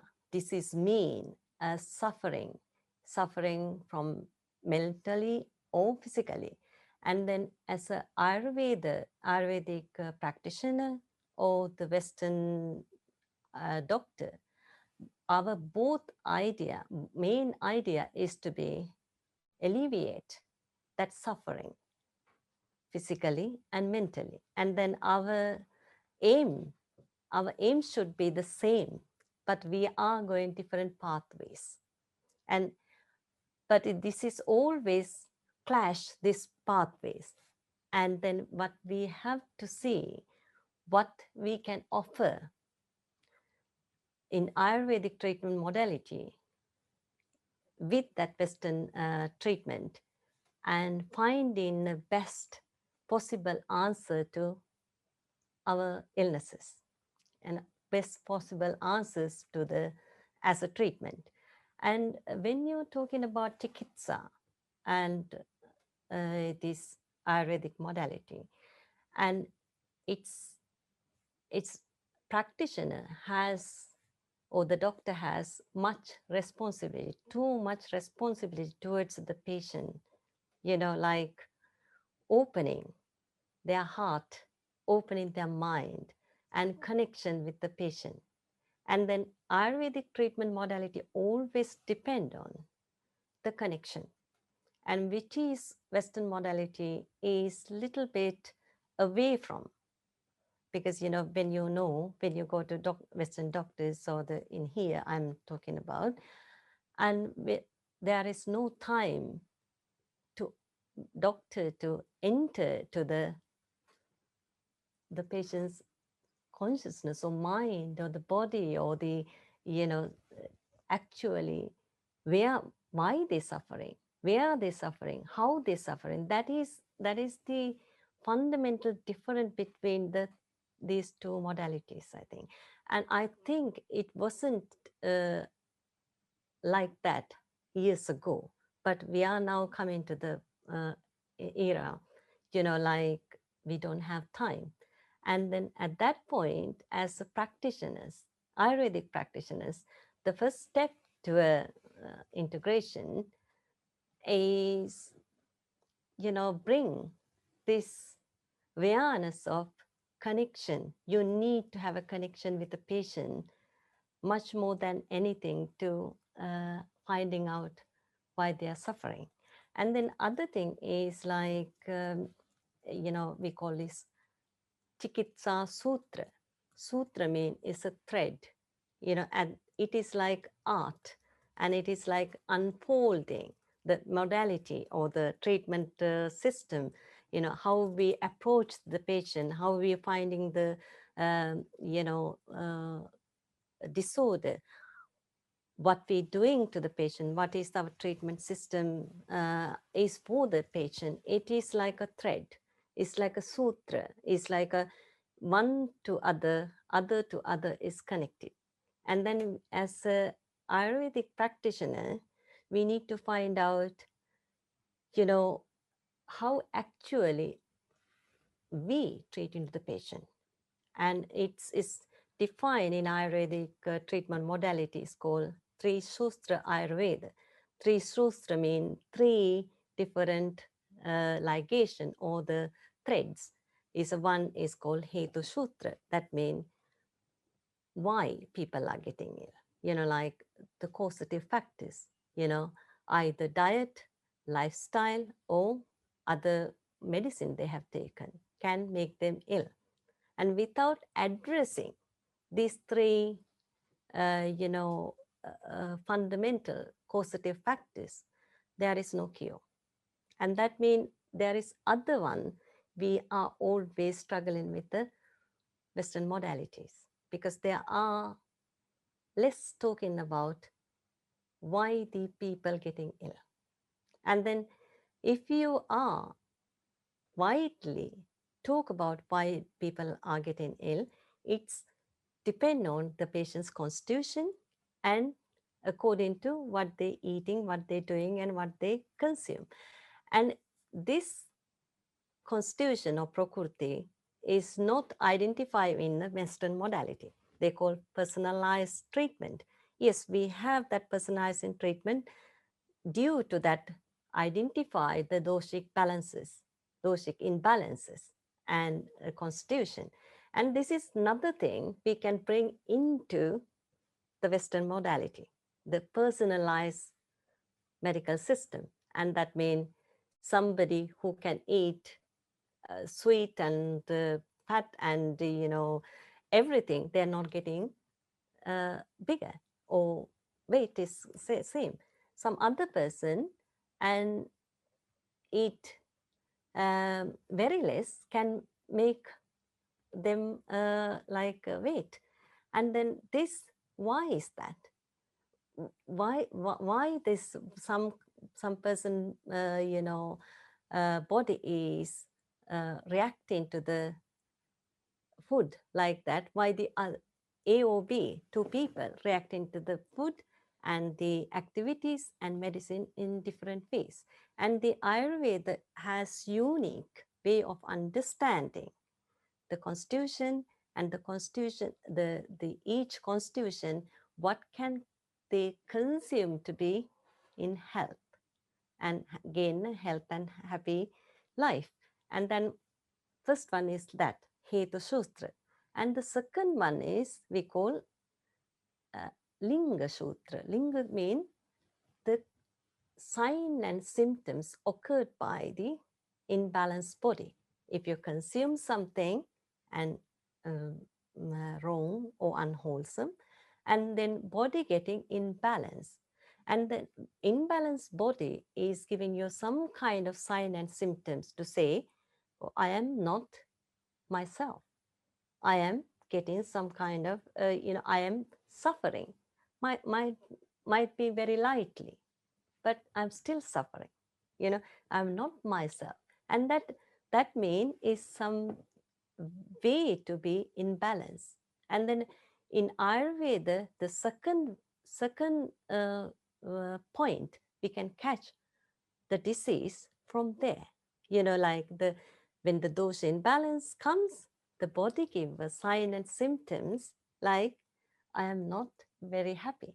And at that point also integration can happen, because why? If you have a slight headache or bloating or some joint pain, and if you go to the your GP or your Western medical doctor, but they wouldn't have that much of understanding to tell you what to not to consume and what you consume to get you ill. And then as an Ayurvedic practitioner, we can penetrate there, because we have a huge knowledge why people getting ill, and then we can act to that, like changing according to the constitution, like in doshic imbalance, the lifestyle and medicine, the causative factors, lifestyle, diet, or anything like that. When same place is a person go to Western doctors, and yes, there are some remedies, medicine there, like painkillers, anti-inflammatory, antibiotics, that's all there. But it's like, it is short-term effect. It is not long-term effect, because they are not considering why people getting ill. And that, I think, is integration has to happen in there and then. Because why? There's big gap in a Western modality. Not knowing what makes them ill. And that is, as Ayurvedic practitioners, and huge market in there, you to be penetrate, you to be offer something to that. And the other thing is that the Ayurveda always the pathogenesis or the treatment, how the disorder is developing in a physical body has some stages, and somebody consume the factor and the sign and symptoms comes. And same times, as an Ayurvedic practitioner, you can identify pre-sign and symptoms, actually before the disorder is developed. before the pathogenesis is completed. When the pathogenesis is complete and there are actual sign and symptoms occur in the body. For example, you have causative factors, you have those imbalance, and then you have a mild pain in a joint, and it became arthritis. And the pre-sign and symptoms is a mild joint pain, and you don't have to stay until it became arthritis. And you can identify when you have the like mild joint pain, and you don't have to wait until it's developed. You can arrest the disorder now and then, and that is the second integration point, the penetrating point we are going to merge with the Western medication. But when you come into the actual disorder, like somebody actually manifests the disorder and arthritis already manifested, and then nothing you can do, you go to doctors, and then the arthritis factors present, and then they give you anti-inflammatory and so on medicine.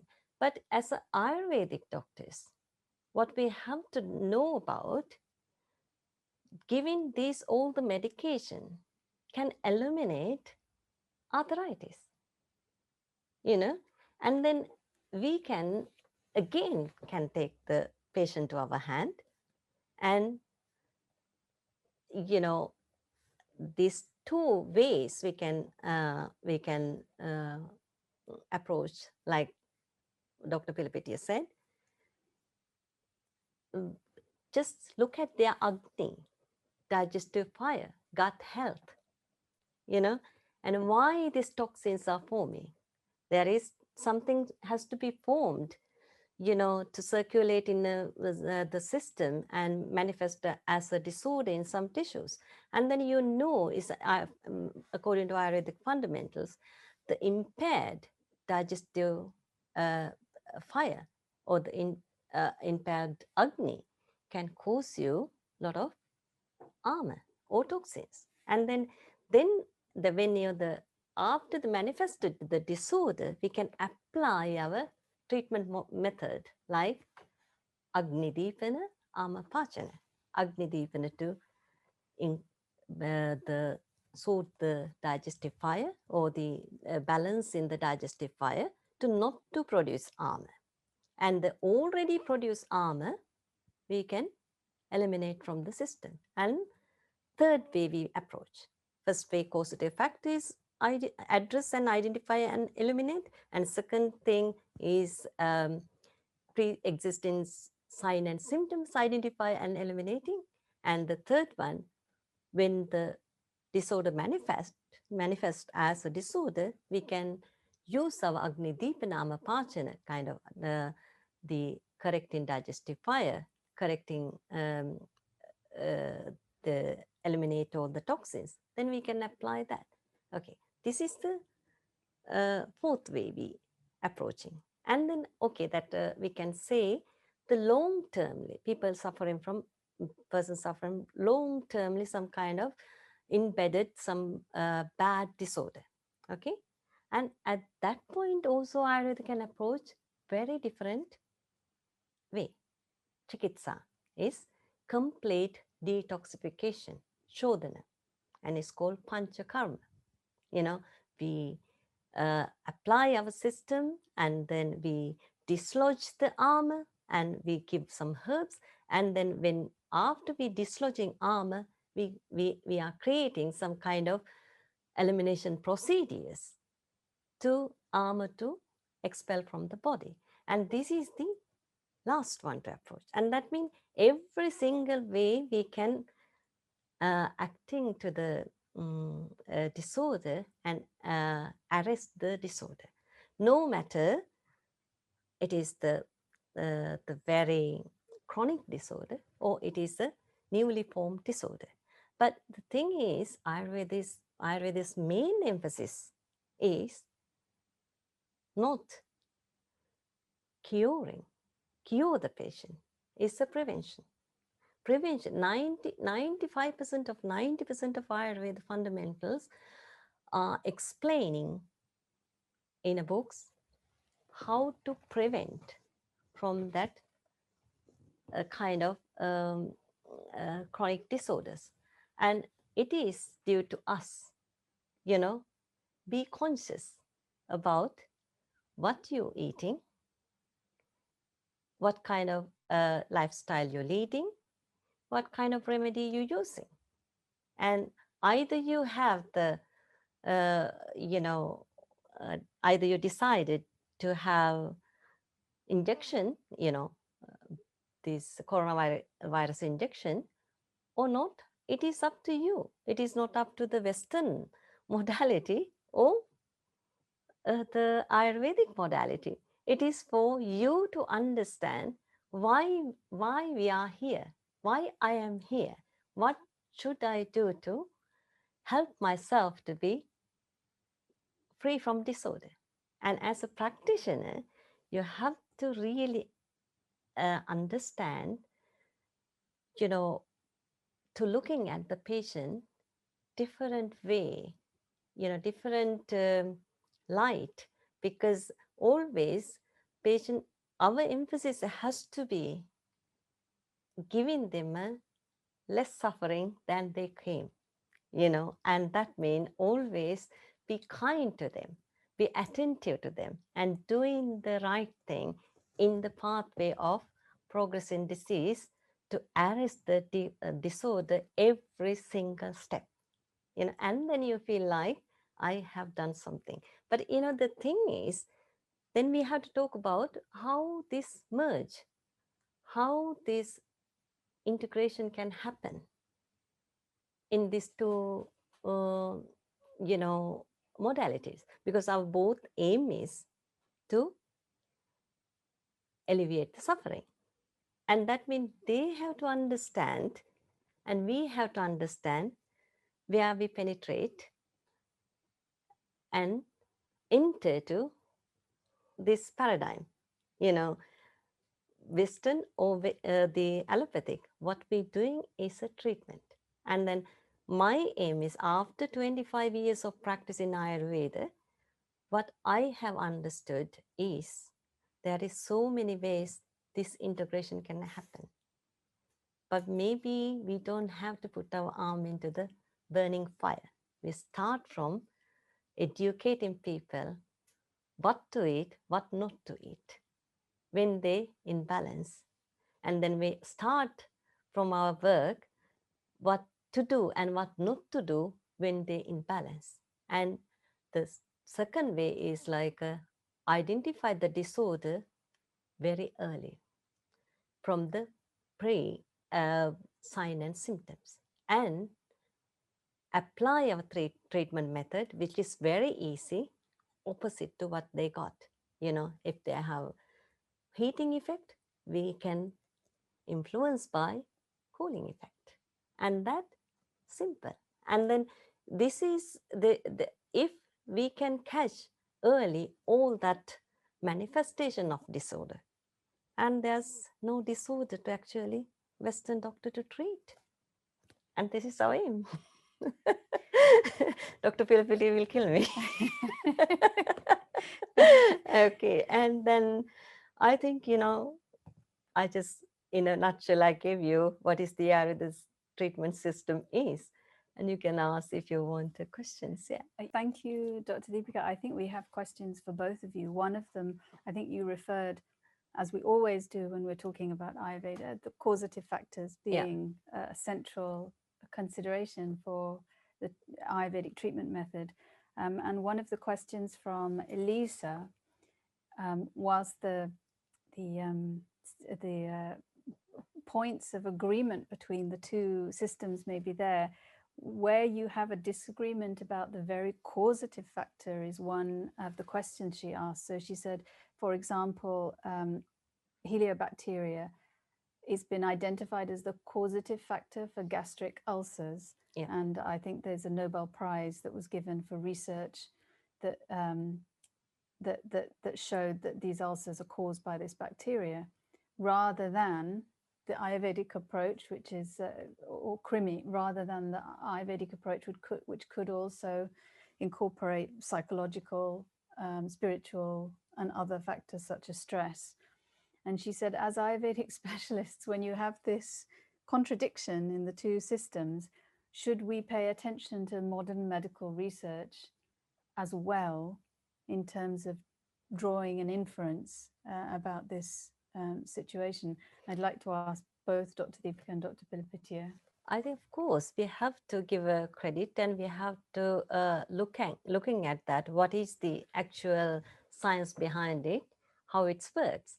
But the Ayurvedic approach for the Krimi also, Krimi mean the parasites, which is we call agantuja, like outside, and the invaders come into your house.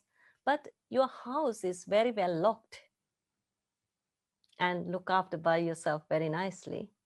Invaders knock on your door, they wouldn't let in. And that means Ayurveda is always emphasis on how to keep your body in balance, and the parasite not to grow inside you. And otherwise, what we doing is a killing all the time, and with antibiotic and antiviral drugs, we killing the bacteria and virus without thinking about why they coming to me, why is not going to Ajanta, why is coming to me, and then there is some problem within me. That's why the bacteria is growing me. And for example, when you have the chicken pox or some kind of communicable disease, and sometimes whole family is getting disease, but one person is okay. Why is that? Because the immunity, or what you call the space in the body or media in the body is okay to not bacteria to grow. And that means if you can keep that health like that way, I don't think there is antibiotics is great, but can our body should use or not is depend on how we look after our body, how we approach to our diet, lifestyle, and day-to-day remedies, and keep ourselves healthy and happy and balanced. And in that person can't invite the bacteria or virus, I think.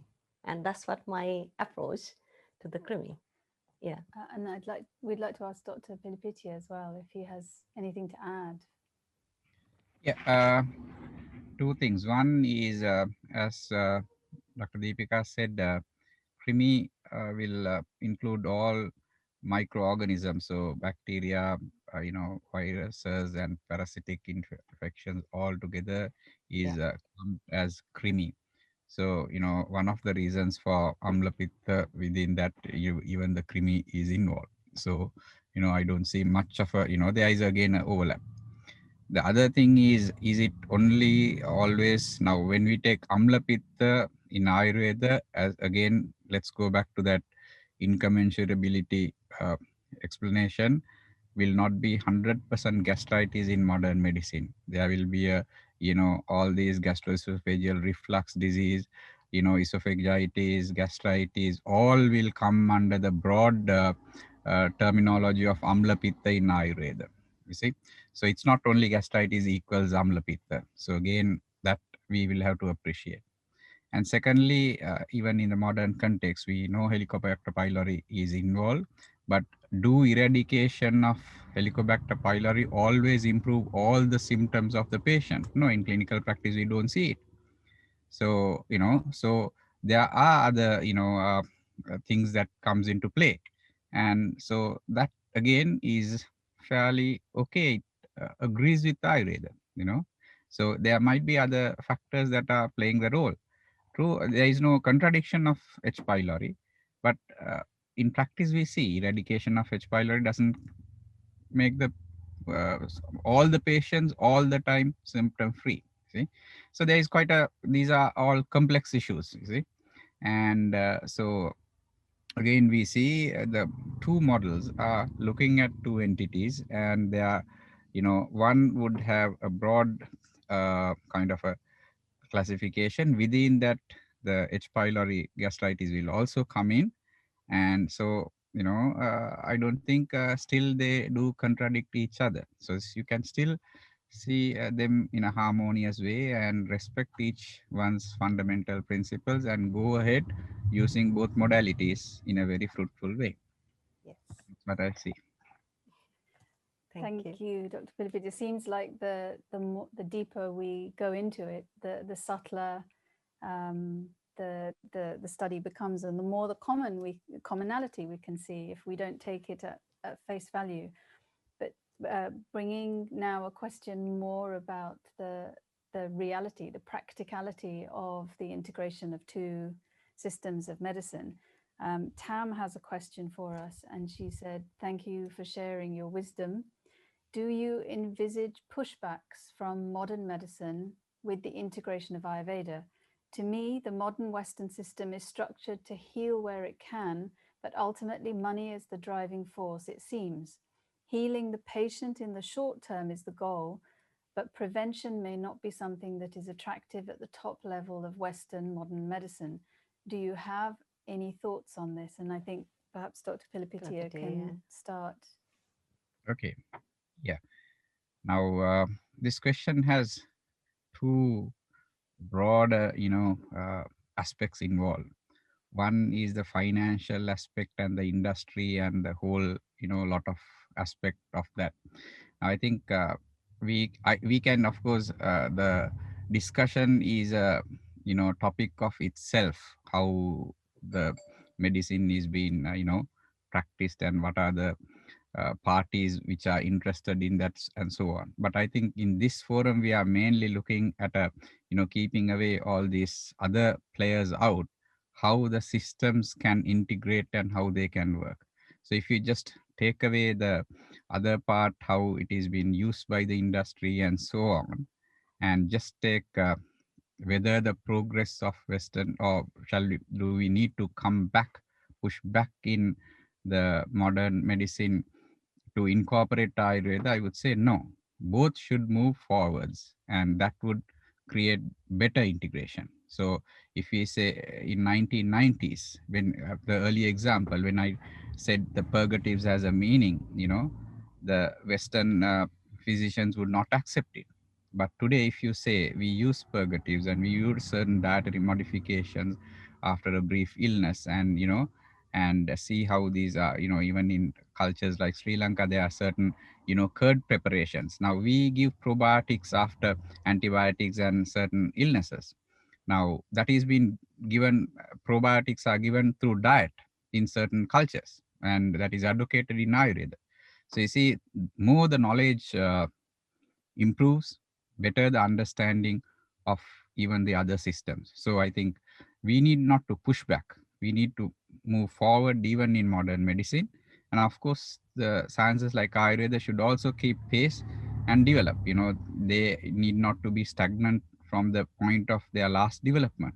Even they, and that is what all the research is all about, and that is what we are trying to do in our countries. That I'm involved in the research institute. Respecting the fundamental principles of that system, you can forward in those sciences as well. So it's always a moving forwards rather than any one pushing back to accommodate the other. The more you prosper in your knowledge, better you integrate. I agree. Would you like to add anything? No, he says everything, said everything. And I think the very last question we have is from Liana, and she's really speaking to one of the other obstacles, if I can put it like that, to the integration of both systems. And she said, in the UK, the NHS is crippled under the weight of preventable disease. Some of the reasons for this are, as we've already referenced in these talks, or the one-size-fits-all system of treatment, a lack of understanding of the pathogenesis of the disease, and as Dr. Deepika said, the causative factors, a lack of understanding, a lack of health education in the public domain. And she said, is there a way back from such a long-standing problem, especially if you look at the UK public as an example? it may be hard to adapt to change because of a lifetime of prescription medication for treatment, or being within that system of believing that prescription medication is the only answer. So perhaps I can ask Dr. Deepika if she can answer that.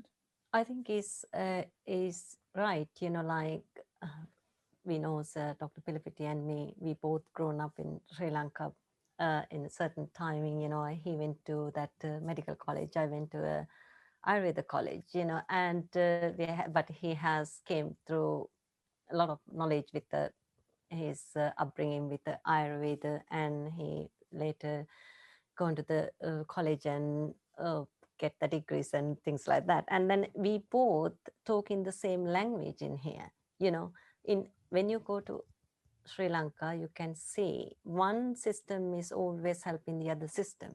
You know, and there is even if we don't call it integration, but there is a system in a place. People have choice to go to Ayurvedic doctor or the Western doctor. But I think the thing is in here, mostly people don't have that choice. You know, am I right? And they always push people to go to a you know, Western medication, and there is very little faith on this you know, this kind of alternative medical system. And I think in these countries has to go long way still to identify what actually we needed, you know, the knowledge to alleviate that suffering, you know, that why people ill, what is the cause, what are the causative factors, you know, how do we eliminate the causative factor? It is not being taught, and that is the main problem in here. But in Sri Lanka, you know, that even Dr. Senaka Pilapitiya is a Western doctor. He wouldn't hesitate to say somebody, hey, have a 2-3 fala, or go and ask, have a little bit amla, or go and get some coriander and ginger. And we don't hesitate to say, because we brought up in that kind of knowledge, with that knowledge. And that's what I think is lack of in this here, lack of knowledge and understanding about the other way. There is another way, how to explore the other way to help us. Yeah. Yes. Dr. Pilapitiya, we lost him, I think, for a while. Might be the Yeah. videos off, yes. Yeah. Dr. Pilapitiya, would you like to add to that? Anything? Yeah, for most of the time, it's the lack of understanding and appreciating others' domain is the issue, not only in medicine, be it any other conflict, or sometimes, we see that there is a misunderstanding of two parties, and that leads to a huge disaster, or, all Yeah. issues. So it's always, it's venturing into knowledge and developing wisdom, and that's everywhere. That's the thing. So Yeah. the more and more that each sector gets to know about the other, the outcomes would be better. Yeah. Thank you so much. And I think perhaps I can sum it up by saying this. It's actually a comment from one of our own practitioners, Marco, who said he finds that nuance in discussion, the delving deeper and proper communication, is the difference between making a friend and an enemy. And just as you said, Dr. Pilapitiya, it is the discussion, the communication, the nuance, the understanding that gives us the ability to work with each other. And I think it's a wonderful way to end this event, to say that it is talks like these, it is the opportunity to hear from experts like these and have this discussion and put the questions, that is contributing in a real way to furthering some form of integrated medicine. And I think really the final point has to be that all of you listening, whether you are following an Ayurvedic approach in your own life, or seeking to practice Ayurveda and help others, hearing this, I think the duty is very firmly on your shoulders to make sure that you can contribute to this conversation in an enlightened and compassionate way, bringing it all the way back round to what Maya Tiwari said, that without judgment and with a great deal of compassion, we have that responsibility. And I think on that note, I'd like to thank all our speakers. This has been a certainly very enlightening discussion, and I'd like to thank all of you for your participation and attendance. It's been really wonderful way to start the very first in the Ayurveda For All public series of talks. And for anyone who is wondering about the recordings, there's been a few questions. As I said, it'll be on our website, on our social media, and you can watch the recording through your Eventbrite ticket. And of course, finally, I'd like to say, please do follow us on Facebook and Instagram, because really that's where we can continue this conversation, continue this discussion, bring more light to this area, and moreover to support each other in your practices and in your work as Ayurvedic practitioners. And I'd like to say thank you very much to everybody, and hope you have a very good evening. Thank you. Thank you very much.